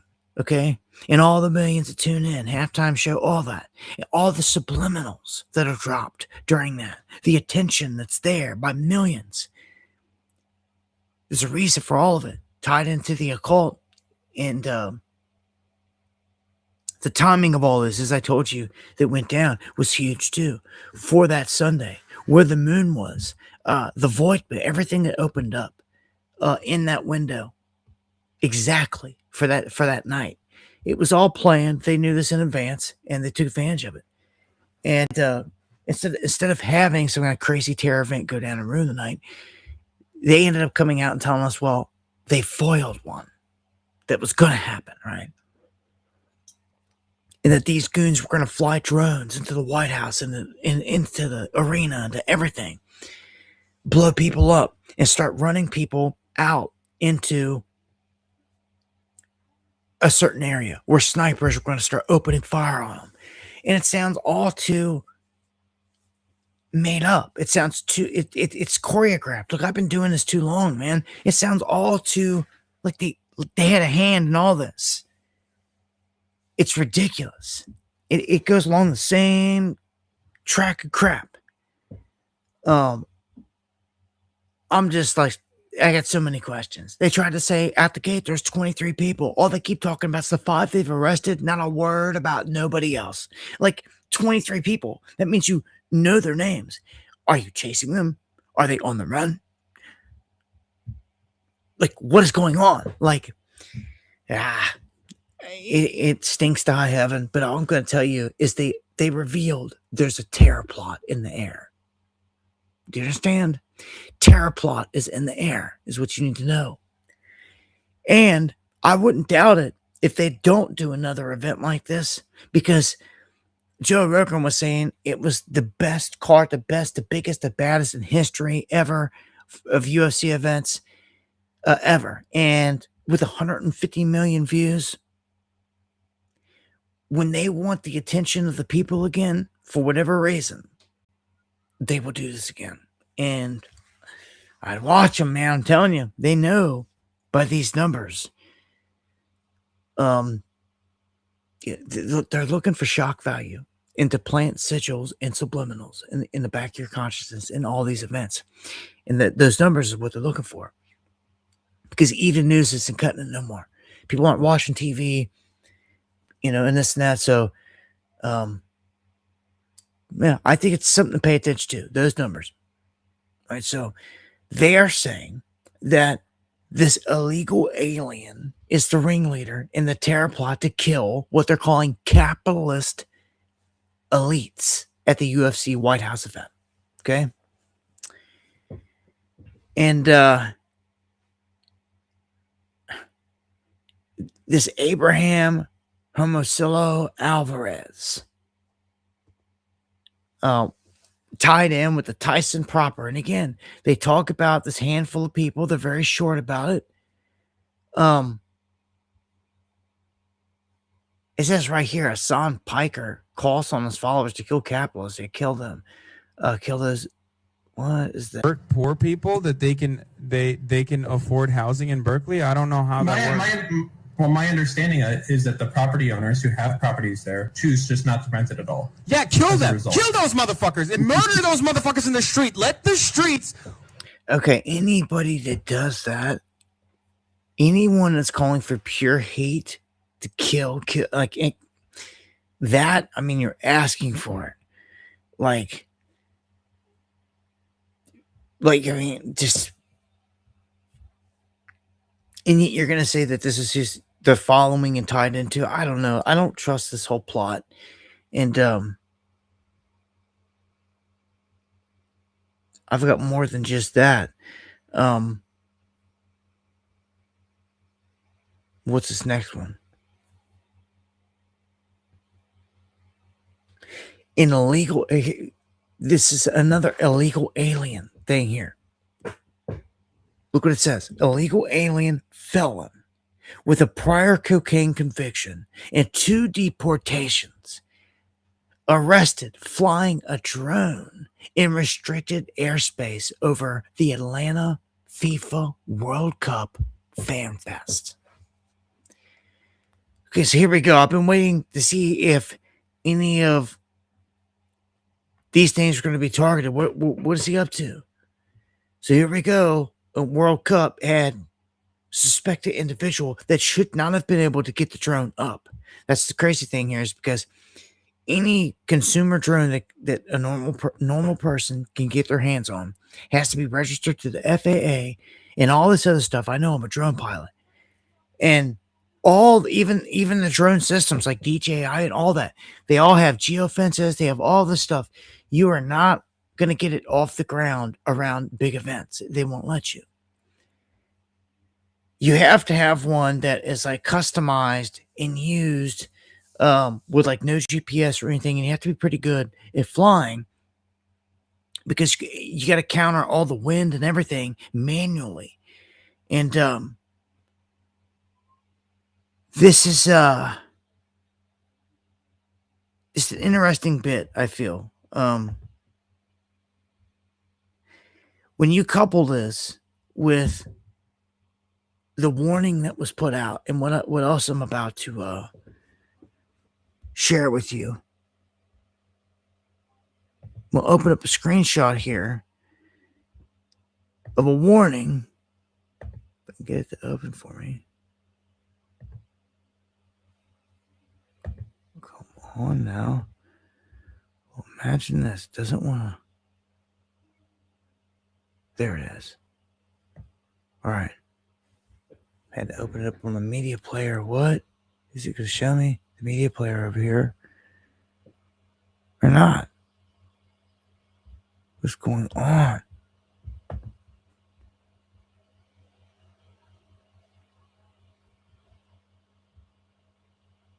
All right, give me just a second. It figures it's going to try to do this one. There. All right, give me the freaking media player. Here we go. Okay. So, I want you to see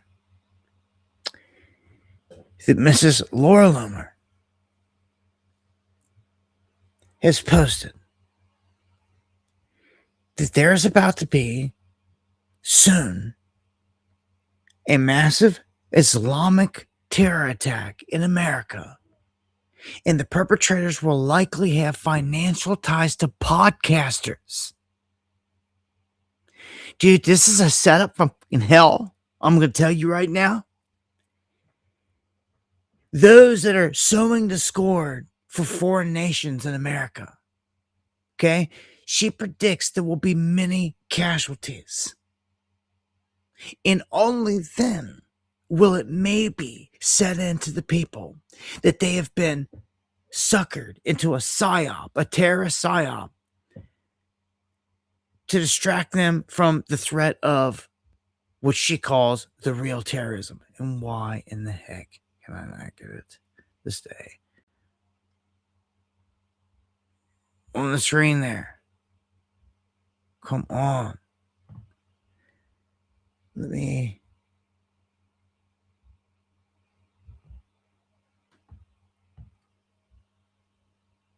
She says, continues, trying to get to where you can see the whole thing. There will be many casualties, and that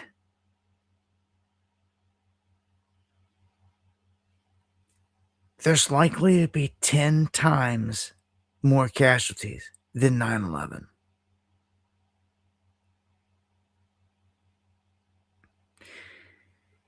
You can say what you want and have whatever opinions, this and that, about all of them. But when a warning gets put out, and this has the feels of someone that, like, obviously knows something on the inside. She's connected to Israel and all the Mossad and all this other stuff. She's already placing the blame of a future event that she has foreknowledge of, criminal, and putting the blame on an Islamic group with no proof, no evidence, nothing. Not even naming the group, nothing. You know what this is, right? This is prep. This is about to happen. And she arrogantly, well, I'm going to tell you, it's part of her job. She's putting this information out there because part of the job is to already put it into the consciousness that it's going to be Islamic terror. And if the news comes out and reiterates that and backs that up, because it's all backed by Jewish owners, all backed by the same people that she runs with, guess what? What could possibly be 10 times worse than 9/11? Dude, I'm going to tell you, they have got the mother of events about to go down like you've never seen. And it's going to be a series of events. It's going to be multifaceted, is the best way to put it. That brings me to this. Do not go anywhere or attend any event if your gut or your heart is saying, your spidey senses are going off. Something doesn't seem right at all, in the slightest bit. I would never ignore it from this point on. If you're thinking about packing bags and going to the event that I'm telling you right now, The Great American State Fair. Once in a lifetime event. If you're thinking about going to, because it sounds awesome, sounds great. 150 plus exhibits and attractions. Most people are gonna be like, what? When? Yeah, they just announced this. Yeah. It's going to go down for about 2 weeks, June 25th to July 10th, the week surrounding the 4th of July. It's going to have Harley Davidson there, John Deere. It's going to have 150 exhibits, and it's going to have booths, one area set up for each state or territory. And I'm going to tell you, it's going to serve as one big come attack me type of event, is what it seems like to me. I mean, geez, the UFC thing was a one-off, one-night event. You're going to give somebody 16 days to show up here and do something? It's like, it's almost a given. Oh, you pissed agents listening in tonight that we're busting everything that's going to happen beforehand? That's what we do. Don't worry, I won't be there. I'm not going anywhere near DC. None of my people here. None of us can get sacrificed in your occult ritual. This isn't good. If you do go, let me know. If you're going to live stream or anything, I'll try to share it. I'd love to get information.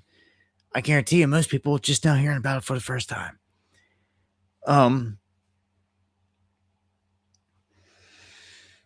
Just think that I just keep thinking about the UFC event. If the terror plot would have actually happened, the 85,000 people that got free tickets were sitting ducks. They were who were going to get dive bombed. It would have been the elites sitting up in the front row. It would have been the ellipse, exactly as I warned you, in the occult ellipse.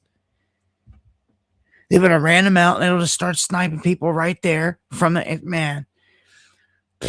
So they're saying the mall, the entire mall is going to be packed here for this. I'm going to tell you, a lot of people are going to show up for this. This target. How at the last minute going to have security locked down for this is beyond me. This seems like it could turn out to be a massive event. The more people will find out about it, and the more they push it as being, what it is, once in a lifetime.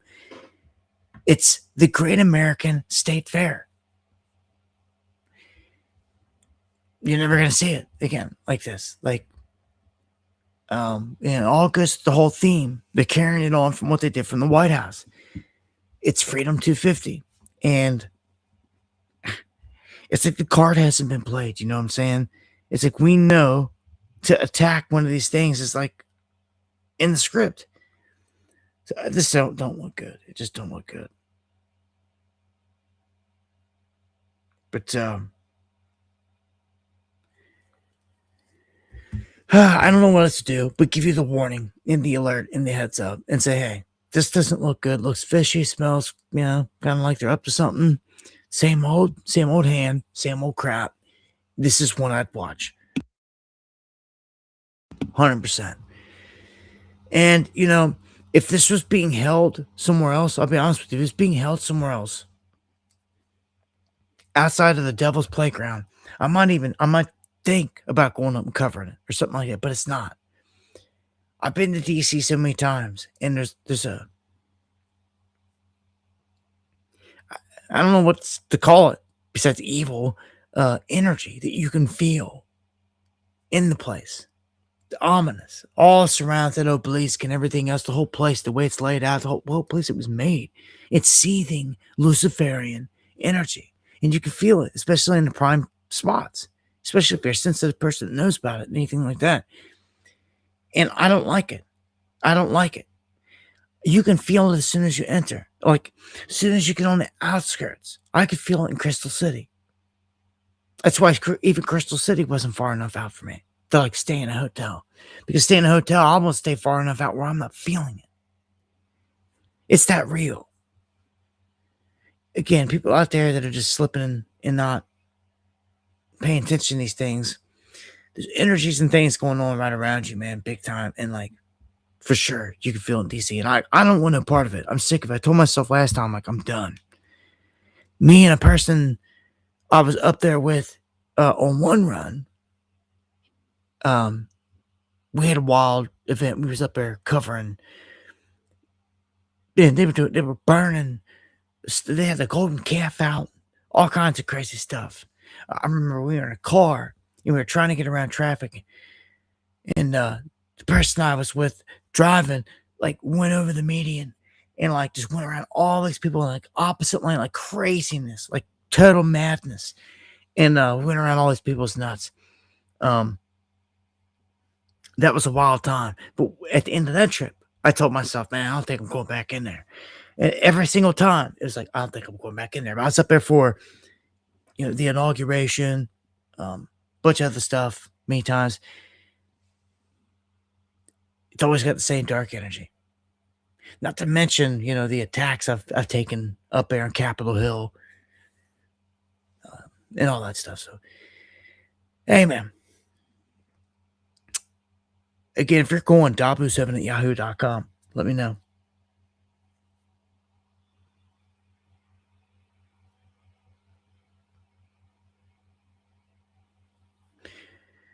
What's going on? I won't answer. I guess it wasn't directed to me. Or it had been at Dabu7.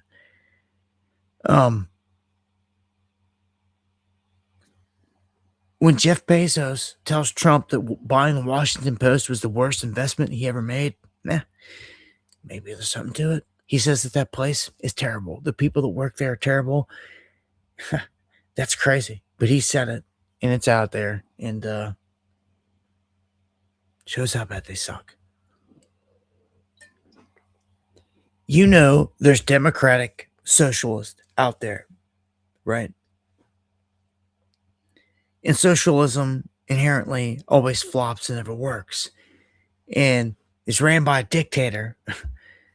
Well, the Democrats are creating their own Red Guard. This is a militia network, and they're calling them the Red Rabbits.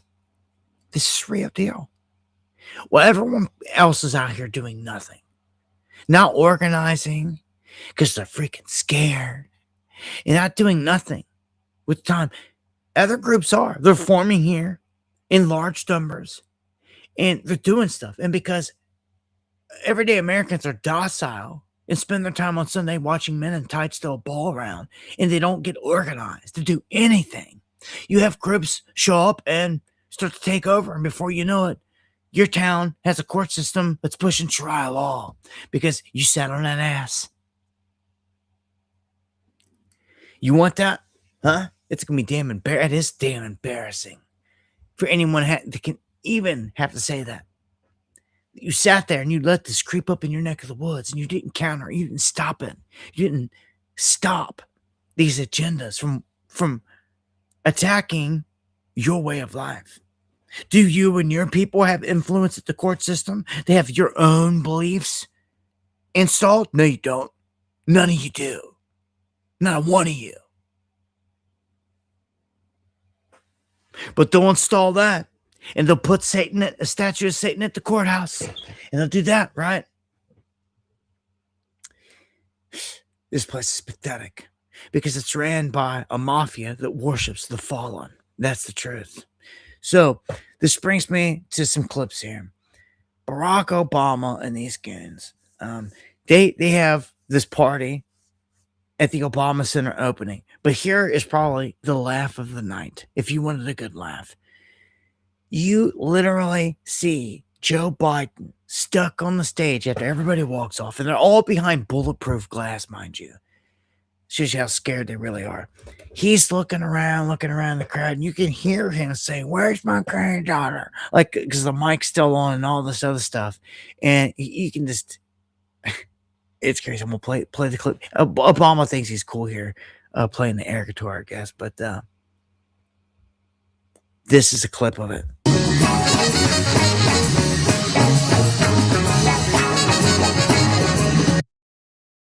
I'm probably going to have to mute that, right?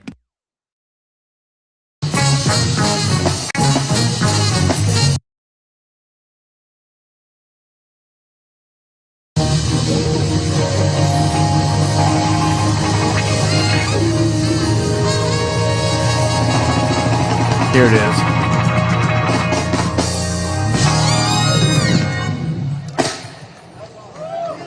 Look at my granddaughter.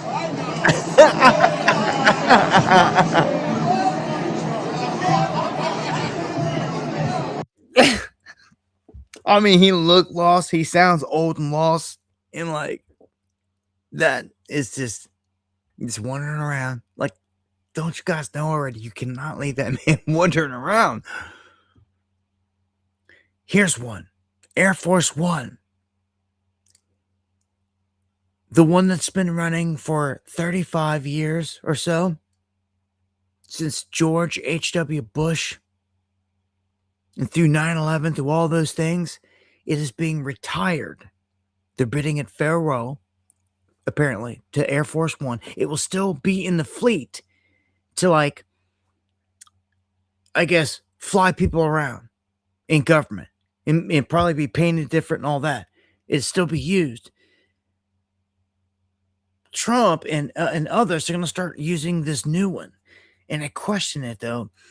Qatar gifted than this aircraft. And it's like, all right, I would much rather build my own and trust my own people building an aircraft that I'm going to fly around in if I'm the president or anything like that than a gift from some other country. It just seems like it's got trouble written all over it, potentially. You know, C4 implanted wherever, on the underbelly, anywhere, wingtips, who knows? Press of a button, gone. I just don't trust it, but I guess they do. That's all that matters. LA City Council advances a measure to allow non-citizens to vote in the elections. I cannot believe I'm saying that. That is the crazy clown world we live in. The madness. They are voting to allow illegal people. Okay, it's a start right there. That's criminal. That's crime. Illegal. They're voting to allow them to vote. I did this. Again, clown world, stamp it. This brings me to Tulsi, the World Economic Forum, pyramid throwing on Peter Thiel's big list of people. Tulsi Gabbard, just because he's stepping down here, don't get it twisted. She is one of them. She always has been, but she's dropped what they're saying is a bombshell. You call it a bombshell when they go arrest Fauci. She is saying she has released never before seen documents exposing that Fauci was lying to Congress. Okay, go arrest him. He provided millions in U.S. taxpayer dollars to fund the dangerous gain-of-function research, which they say is what ultimately led to the disease that broke loose. Why is he not getting arrested? I'm so sick of it. I'm so sick of reporting on them not getting arrested. So I'm going to play a clip here for trying to expose all this. And again, all you can ask yourself is like, when's the arrests? When's the arrests? So it's all show. Before the COVID pandemic, Dr. Fauci, as head of the National Institute of Allergy and Infectious Diseases, provided millions in U.S. taxpayer dollars to fund dangerous gain-of-function research on bat coronaviruses at the Wuhan Institute of Virology, work which is now widely viewed as the source of the unintentional lab leak that sparked the pandemic. Now, in support of President Trump's maximum transparency mandate, today, on my final day as Director of National Intelligence, I'm releasing never-before-seen communications and documents that expose exactly how Fauci worked with politicized career leadership in the intelligence community to suppress the truth about his actions, the virus's lab leak origins, and his role in directing U.S. funding for this dangerous research that caused immeasurable harm and countless lost lives. Now, these documents expose Fauci's direct role in influencing and manipulating IC assessments on COVID-19 and how Fauci lied to Congress in 2024 when under oath he denied knowledge of or participation in discussions with intelligence officials about viral research. We also received testimony from multiple intelligence community whistleblowers who reported retaliation for challenging the intelligence community's manipulation of intelligence on the virus's origins, once again revealing a clear pattern of suppressing dissent, silencing critics, and burying the truth. Dr. Fauci's close relationships with the intelligence community enabled him to assume three key roles that shield him from scrutiny. First, Dr. Fauci funded dangerous gain-of-function coronavirus research linked to Big Pharma and their pursuit of universal vaccines worth trillions of dollars. Second, Dr. Fauci was the behind-the-scenes advisor who, alongside his hand-picked so-called experts, pushed the intelligence community to endorse a natural animal origin to hide his dangerous gain-of-function research that he funded using taxpayer dollars, all of this in a deliberate attempt to cover up the truth and shift the blame and attention away from Fauci's own actions. Third, Dr. Fauci became the nation's pandemic pundit, and he publicly pushed lies, disinformation, and censorship using every platform available. Now, according to hundreds of reviewed emails, which are included in this release, the intelligence community almost always incorporated Fauci's recommendations. He promoted a fraudulent paper whose publication he helped prompt as legitimate information for intelligence community consideration. Senior analysts praised Dr. Fauci not as a policymaker, but as what they called an unbiased guide to the real coronavirus experts, while deliberately ignoring experts who might dissent from Fauci's narratives. Now, Fauci didn't stop there. He blatantly lied to Congress under oath during his 2024 testimony to the House Select Subcommittee on the Coronavirus Pandemic, denying that he ever spoke to any intelligence agency about COVID.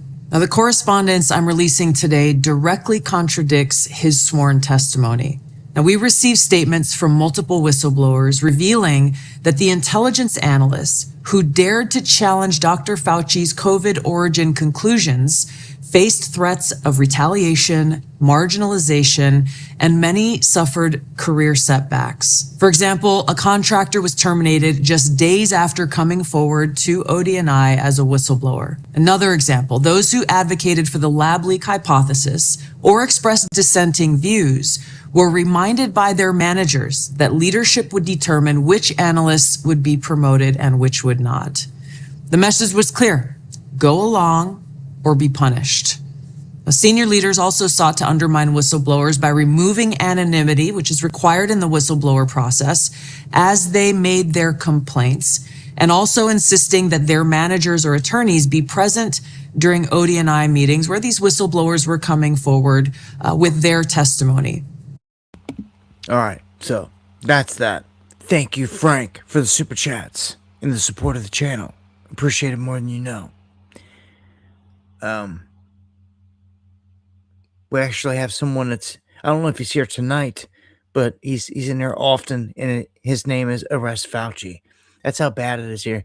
I mean, good people out there got the name Arrest Fauci, you know, and we got the slogan Arrest Fauci. You've got her coming out stating this man is busted. Every word she just said. No cuffs. Yeah, like Steve said, like, what's going on here? I don't get it. This is all fraudulent. Anyone believing in this has been duped. Yeah, George Soros, Anthony Fauci, these guys they have all kinds of dirt on are out there free. It's like, why'd you even take the time to even tell us? It's because you got to tell people the truth. But yet, they get away with doing this. Every single time. Every single time. Remember back when it was Doge? Elon came in With Trump, they ran Doge. They found trillions of dollars that had been stolen and all this. All these people using credit cards. Where's all those people? Every single one of them is using credit cards. Every single thing and everything that you tracked and traced. All the money that was fraudulently whatever. Who went to jail for any of it? No one went to jail for nothing. You were looking at one huge magic trick being played on everyone. It's just like telling you, oh, a deal with Iran will be done tomorrow, and having everybody buy it. As long as they just keep buying it, they keep doing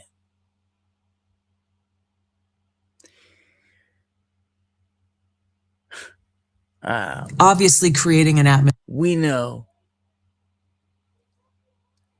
Kind of scary, though, that they're throwing Fauci under the bus at this point, because all that's left is to go put cuffs on him after this big announcement. And she's doing this on her way out the door. Okay, so she makes the announcement, she's gone. What's the next DNI going to be like? What are they going to say? Are they ever going to say a word about Fauci?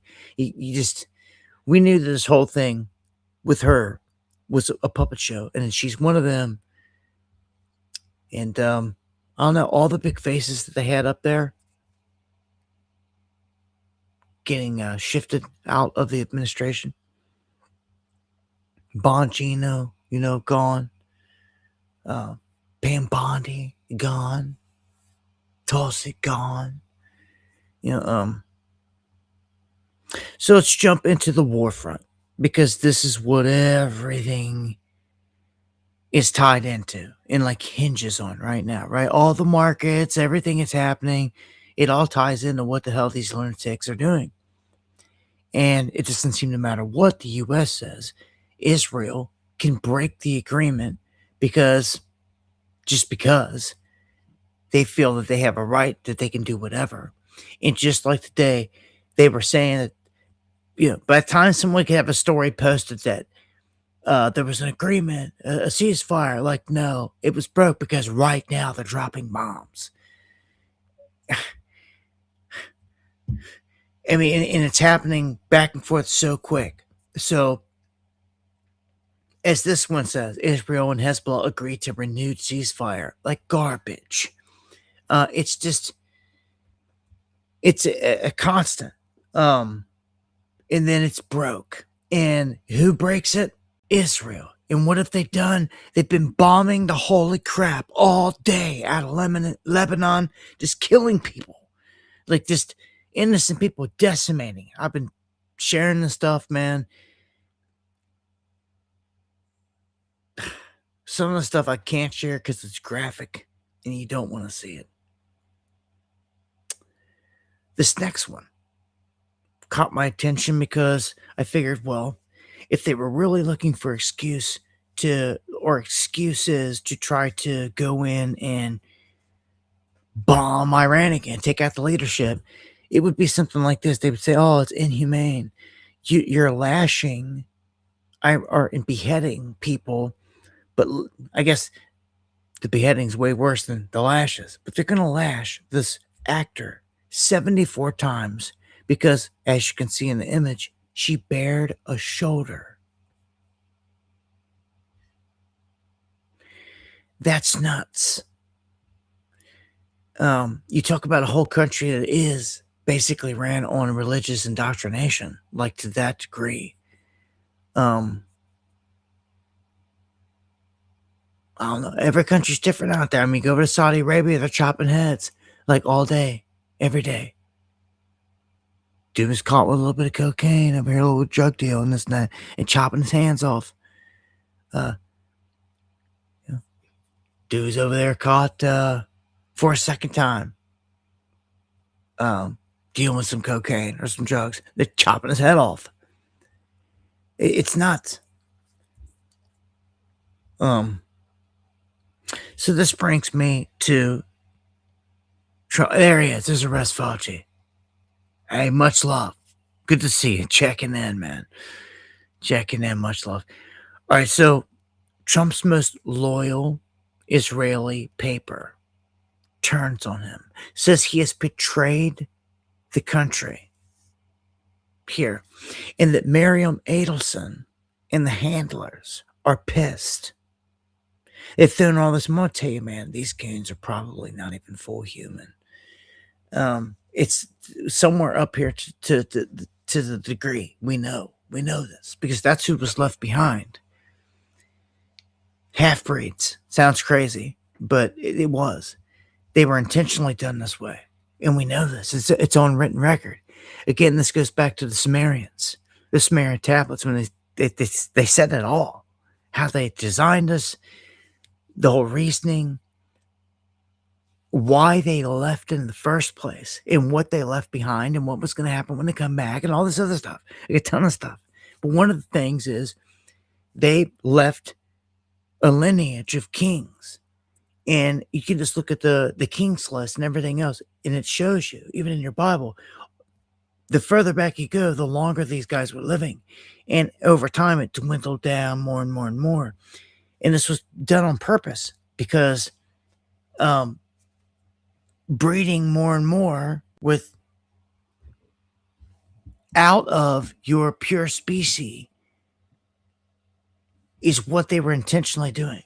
And why is that? Well, if you missed the memo, what happened? The whole reason they packed up and left is because humans were starting to kill them. Not physically, but by their energy. And it is because they created us in mass. The same thing that they pretty much need to harvest off of us. They can't be around the frequency because it's low level. They are made of a matter based in a higher frequency density, with the element of gold being heavily tied into it, into their atmosphere, into all of it. It's massively key. And that's why I keep telling you, I mean, this is the Anunnaki. They want gold. The whole thing with gold, what is the one thing every single place on this planet collects? Every single place, every government, it's gold. Why? Well, the story tells you that that's what they need for their home planet's environment. It's the most critical resource. They came here basically for the resource and they created a soul trap, a constant regeneration of energy. They needed something that they could feed off of. And they cannot create soul energy. This is what shows you they're not the physical God is not the Godhead. It's not the Most High. The Most High is pure consciousness, pure energy. It's above all this low level matter. Most people cannot comprehend about it. If you want to put God into a physical body or anything, you're manifesting him into a lower realm than what he even is to be into. He has to, as the story always goes, descend, fall into the matter, the falling into it, into the lower frequency. Okay, so this frequency was killing the Anunnaki. They had the dip, and they had to leave behind half-breeds that could still be around humans, but still carried the bloodline of the Anunnaki. So that's what they did. All the kings that were left behind, all the stuff, all the ones that were the giants, the Nephilim, all the big dogs, all the big kings that lived. All you got to do is look at how long they lived, and you'll know if they're Nephilim or not. More than likely, the bigger they were, the longer they lived. Unless there was some kind of catastrophic story of how they died. But that's traditionally how it goes. This is why them cats over in Egypt, those statues are life-size. I'm telling you. And it shows you. The Sumerian, all of them, the whole story shows you how all of it was constructed. All the way to the pyramids, all energy apparatuses, all the cigarettes, all of everything. And it's of the last places on the planet that our government has not got their paws on. They want to get in and find the ancient stuff hidden in Iran and Turkey. They're the last places left. Okay, now, remember what I said about the bloodline. That bloodline is the bloodline that runs this whole show. Do you get it now? Do you get it? What's so special about the 13 bloodlines? What was special about any of the bloodline? It's because it all tracked back to this. The reptiles, man, so to speak. They ain't like us. They're not. I mean, a different aspect of pure blood. They're definitely not human pure blood. And this is known. This is why. This is where it all goes back to, man. It's why you track Trump and all the presidents back to Charlemagne and all this stuff. It's real deal. And this is why it's this way. And there's secrets to the game. Souls reincarnate through certain bloodlines. The way the whole thing is done. People are slipping on all this, I'm telling you. And it's amazing how much the Sumerian tablets expose all this. Even to how this place is made. Your Bible tells you they separated the waters above and below. I want you to stop and marinate on that. It's your Bible. Tablets say the same thing, but they go into greater detail. And I've said this before. They say that the firmament is basically where it stops. It's a gate. And it's a gate that can thin sometimes, right? And what one tablet describes is this. You can see the entities that are swimming back and forth. And when you read the tablet, the words described are not saying something flying around or anything else. They describe serpents that are swimming in the upper Abzu. Okay? The upper waters. When it came to Inky and Lil that made this whole thing go down, and there was a pantheon that they had set up. Inky seemed to be the more loving one, as people would say, and that looked out for the people when Enlil wanted them destroyed. Where did he reside? Abzu. The waters of the deep. The waters of the deep. Not on land, anywhere. Okay? So, someone thank you for the coffees beforehand, and I'm guessing that's a new one alert there. Biden gave Fauci a pardon. Y'all, that was all auto-penned. Remember? And that all gets rescinded. Well, they said it was going to every single thing. Q City, I seen you earlier. It was going to give you the shout out. Thank you so much. I hope you're doing well. I really do. Much love, Q City and fam. I hope to see you again. I'm going to tell you something. I'm going to see you again.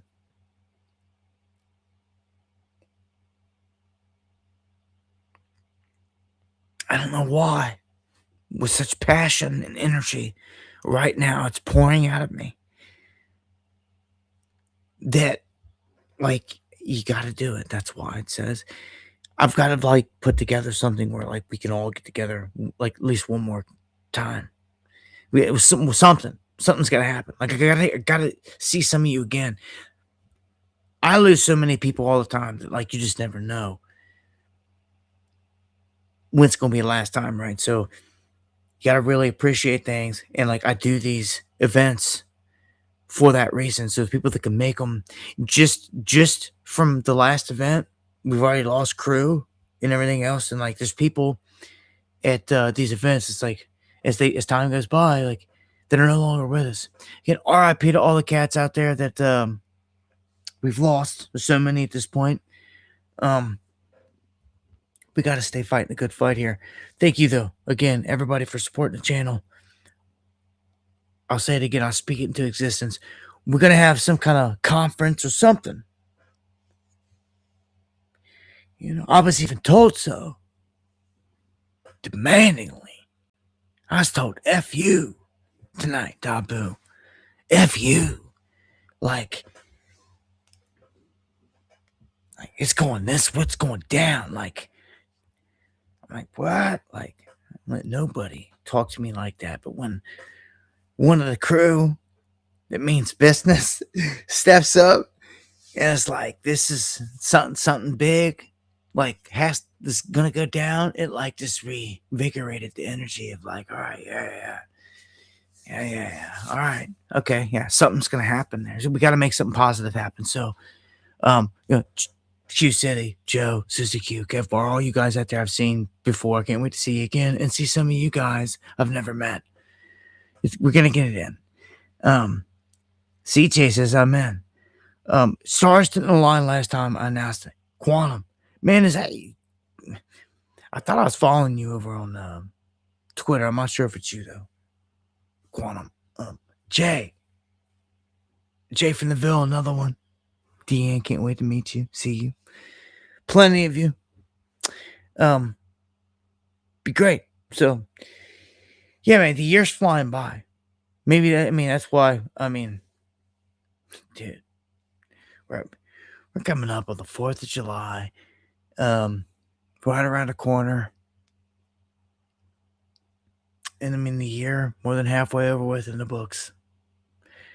Before you know it, summer be over, weather will be changing, and then the year be over, and then start again. It's just how it's going, like, fast.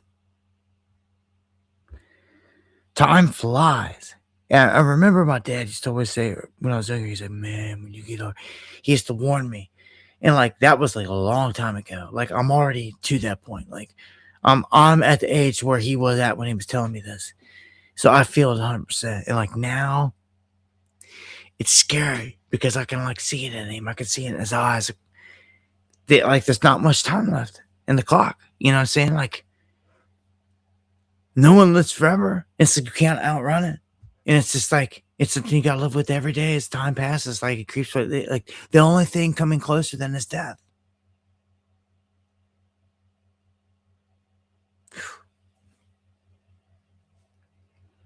That's why you gotta make sure you ride with the Most High.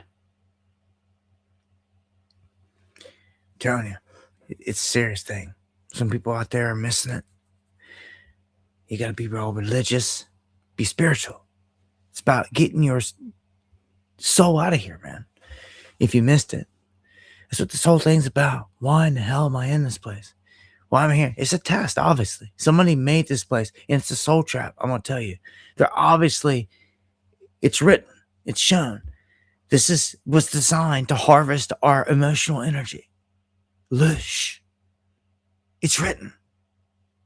And you know it.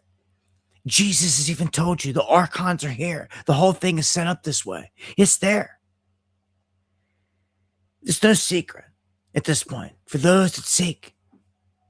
Like the construct of this place is by a force, a physical entity force that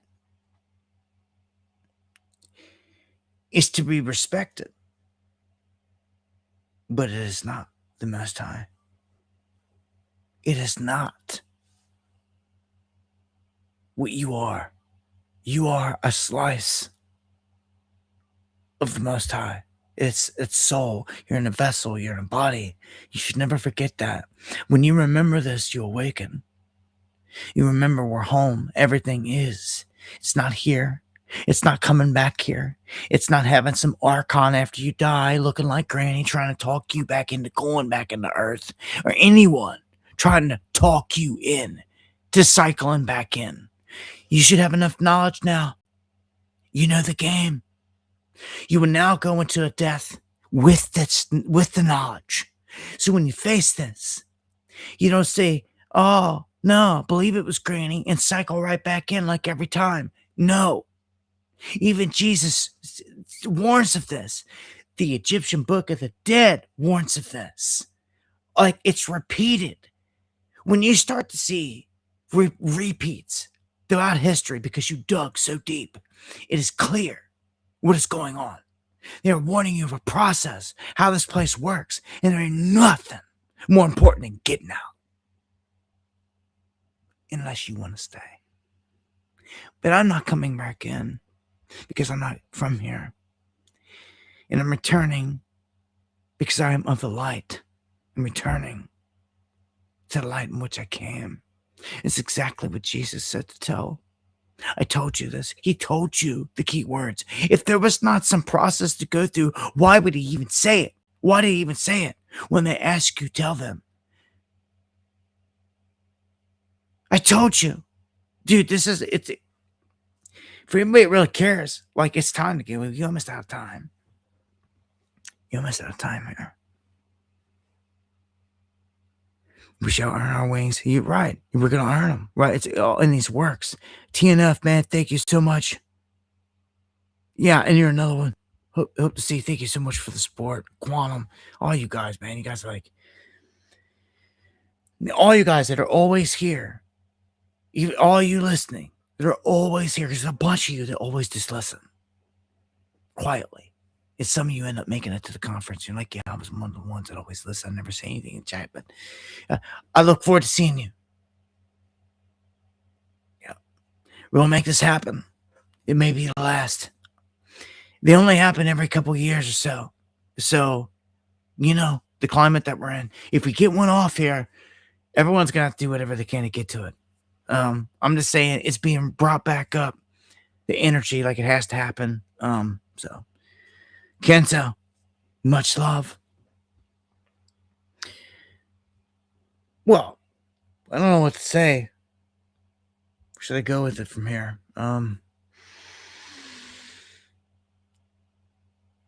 Let's see. Let me state that if you missed the video earlier, Russia is threatening nuclear strikes with catastrophic consequences. Some people are going to be like, oh, what's new? Because I've already seen it in the comments. Well, this is new. Talk of nukes and stuff in the past, every situation has been different. But like, this is completely different. Never in history has Moscow been hit the way they've been hit. So you can't just say it like that. They've been rocked harder than any time in history. So much so that like it's burning as I'm speaking. They've hit refineries, buildings, like all kinds of places. And Russia is saying, look, we are about to return fire. And when we do, I mean, look at that. You have never seen Moscow look like the apocalypse. It looks like the freaking apocalypse. There. And like people, I've seen video clips, wild clips, just sitting out on the porch, just looking out, drinking coffee, looking off in the distance, and then that's all you can see is huge plumes of black smoke, and see these things, these drones flying in. Like personally, I'm out there taking these things down. Like I'm out to sitting back watching these things fly in and hit their target. I'm targeting every single one of these SOBs in the sky coming in because they're hittable, and they are very targetable and hittable. I even shared a clip earlier of Russia hitting them in the sky and clipping them with drones, FPV. So it's the dude with the headset, with goggles on, flying this thing, first person point of view in the sky with the drone, chasing this drone down and flying right into it, kamikaze. That's what they're doing to stop it. And if that's what it takes, boys, put the games down and pick up the drones and get ready. There's something new you need to get prepped for. Get off the video games, start flying drones, get into FPV. It's literally a life-saving, game-changing tactic. When they start deploying drones on the battlefield, anything else, you're going to have to. Somebody's going to have to. Someone's going to have to adapt. Remember in Ukraine, they're kidnapping people and sending them to the front line to do these things. It's bad. Trump may be preparing to escalate before de-escalating with Russia. Then he wants to turn around, like he said earlier in a video clip, and say, we have nothing to do with it. Like garbage. You have everything to do with it. You're the leader of the free world. You're the leader of the country that started it. You can end it. You could do a lot. So,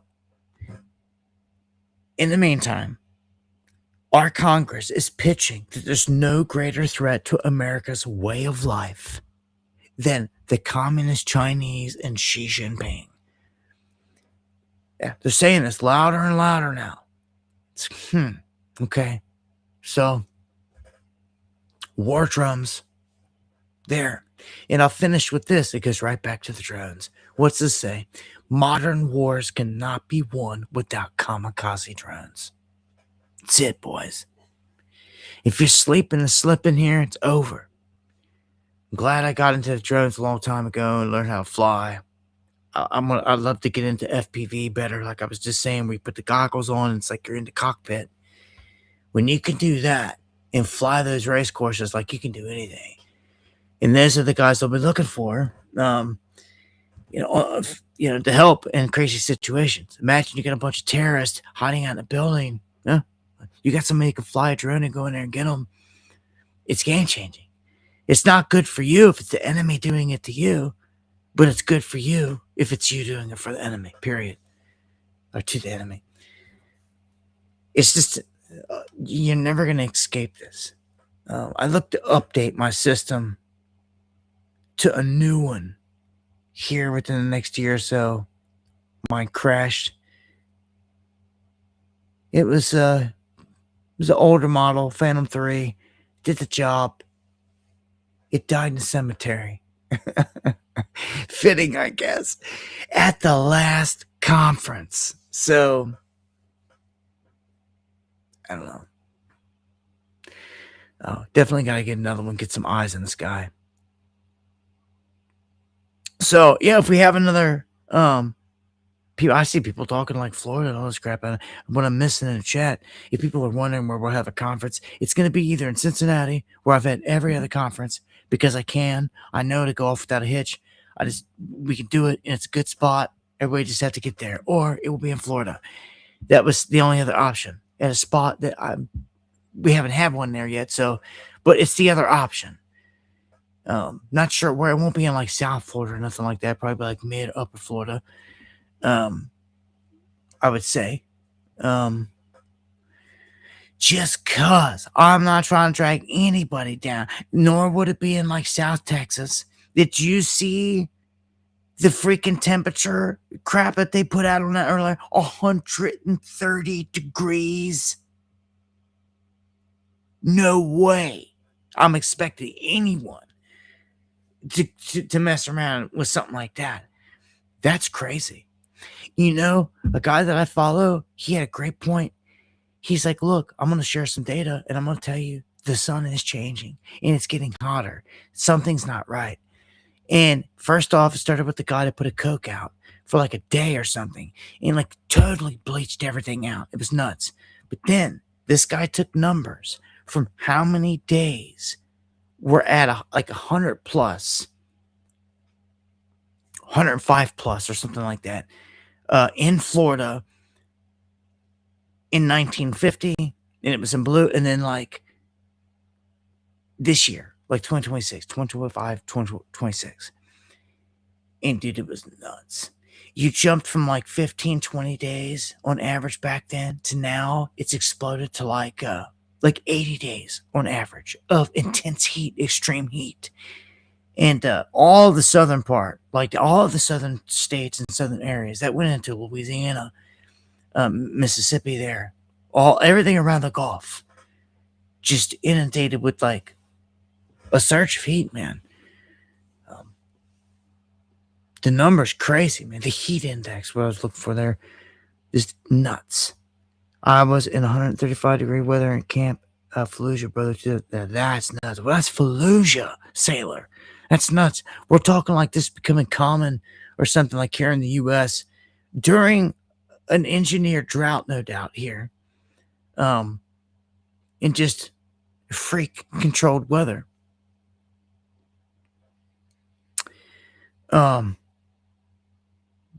All right, man. So I think it's gonna where we at.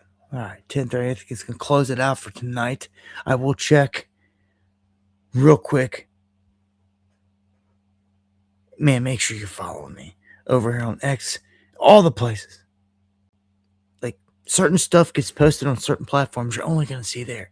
Certain stuff, like maybe on TikTok, it's only gonna be there. Certain stuff only in X, it's only gonna be there. And of course, videos I drop on YouTube. But yeah, you wouldn't want to. Yeah. Someone speak for themselves. I just don't even say anything. Just make sure you check out these top couple. There's one on Tulsi, told you, World Economic Forum. Tulsi, she's in Peter Thiel's club, his secret society on the list. There she is, throwing the sign. Like, give me a break. But she's like done. Here is Russia chasing down a drone. Boom, boom, boom. Bam. Yes! Got it. Yes! FPV, and that's what you want to be doing. Celebrating right there with your FPVs in a war setting when you've got drones coming in, Saheeds, trying to bomb the crap out of you. If you don't, that's just going to hit one of your neighbors, one of your fellow citizens. Like, You cannot sit back and just watch these things come flying in. You're going to have to start getting tactical. Okay? Again, mother of all buy windows opens. And look, 3,300 on gold, man. I'm hoping we see it. If you guys see gold collapse, a buy window open, gold, silver, get on it, man.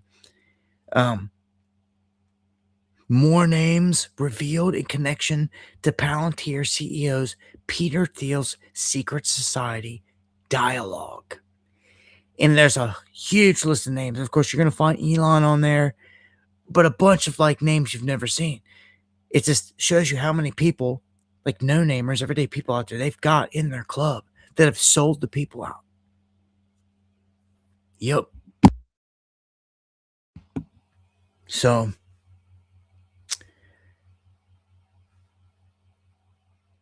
all right, well, I think that probably does it for this evening.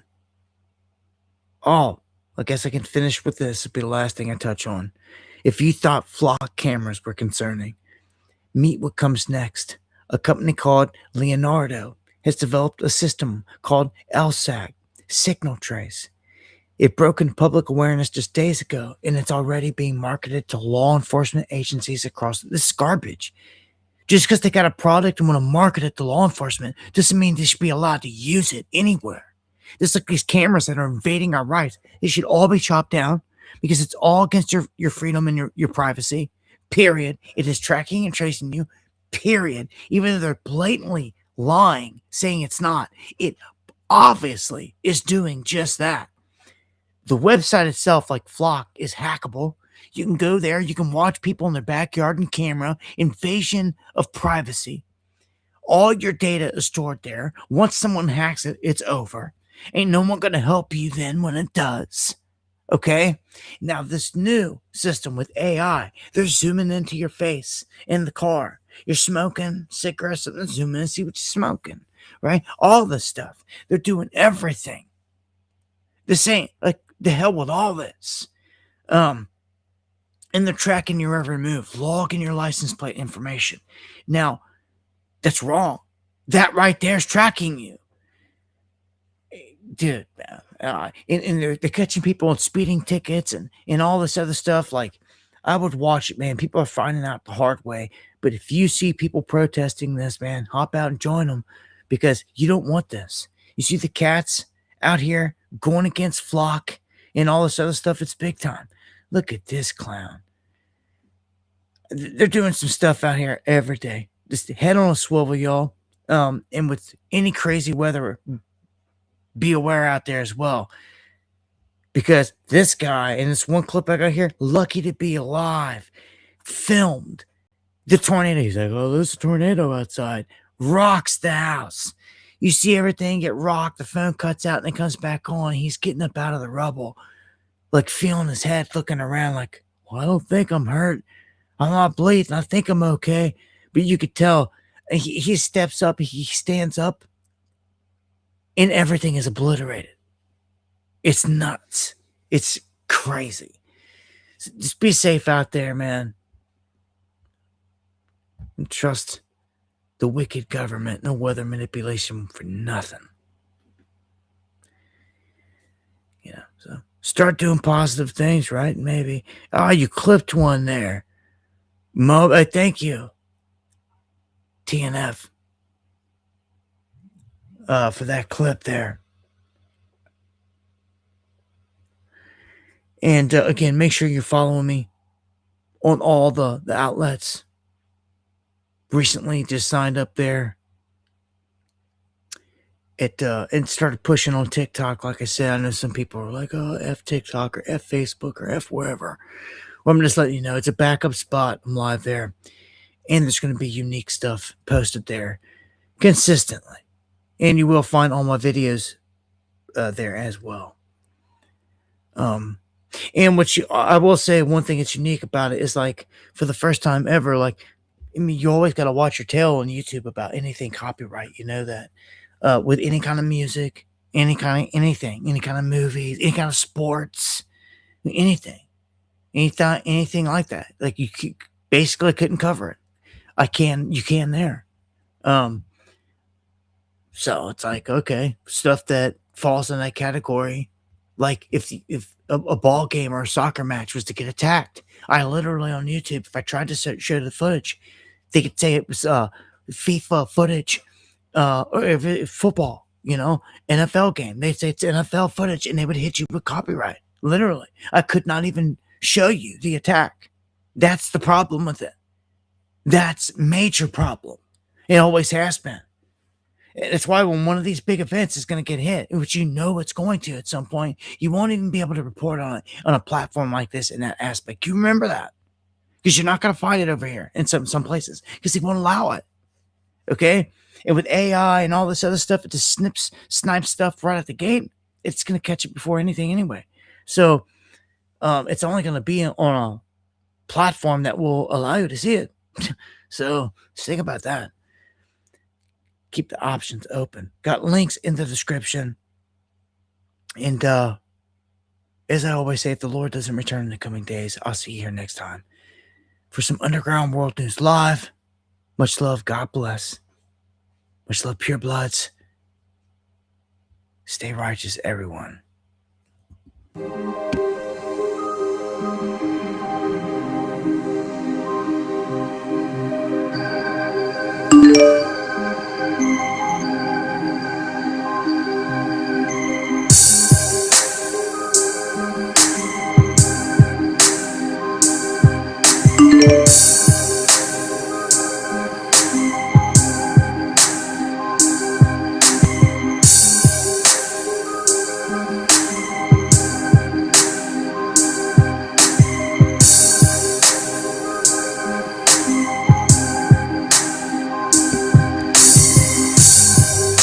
Thank you so much, Steely. Thank you so much, Deanne. I appreciate the love, the prayers, the support so much, more than you know. More than you know.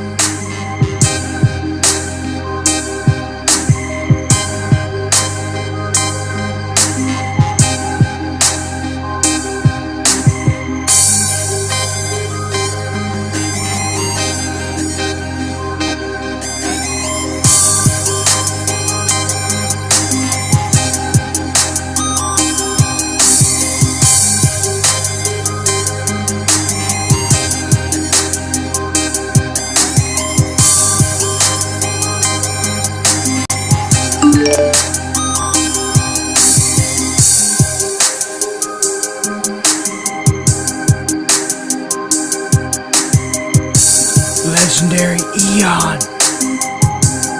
Thank you for the call, please. Much love. God bless.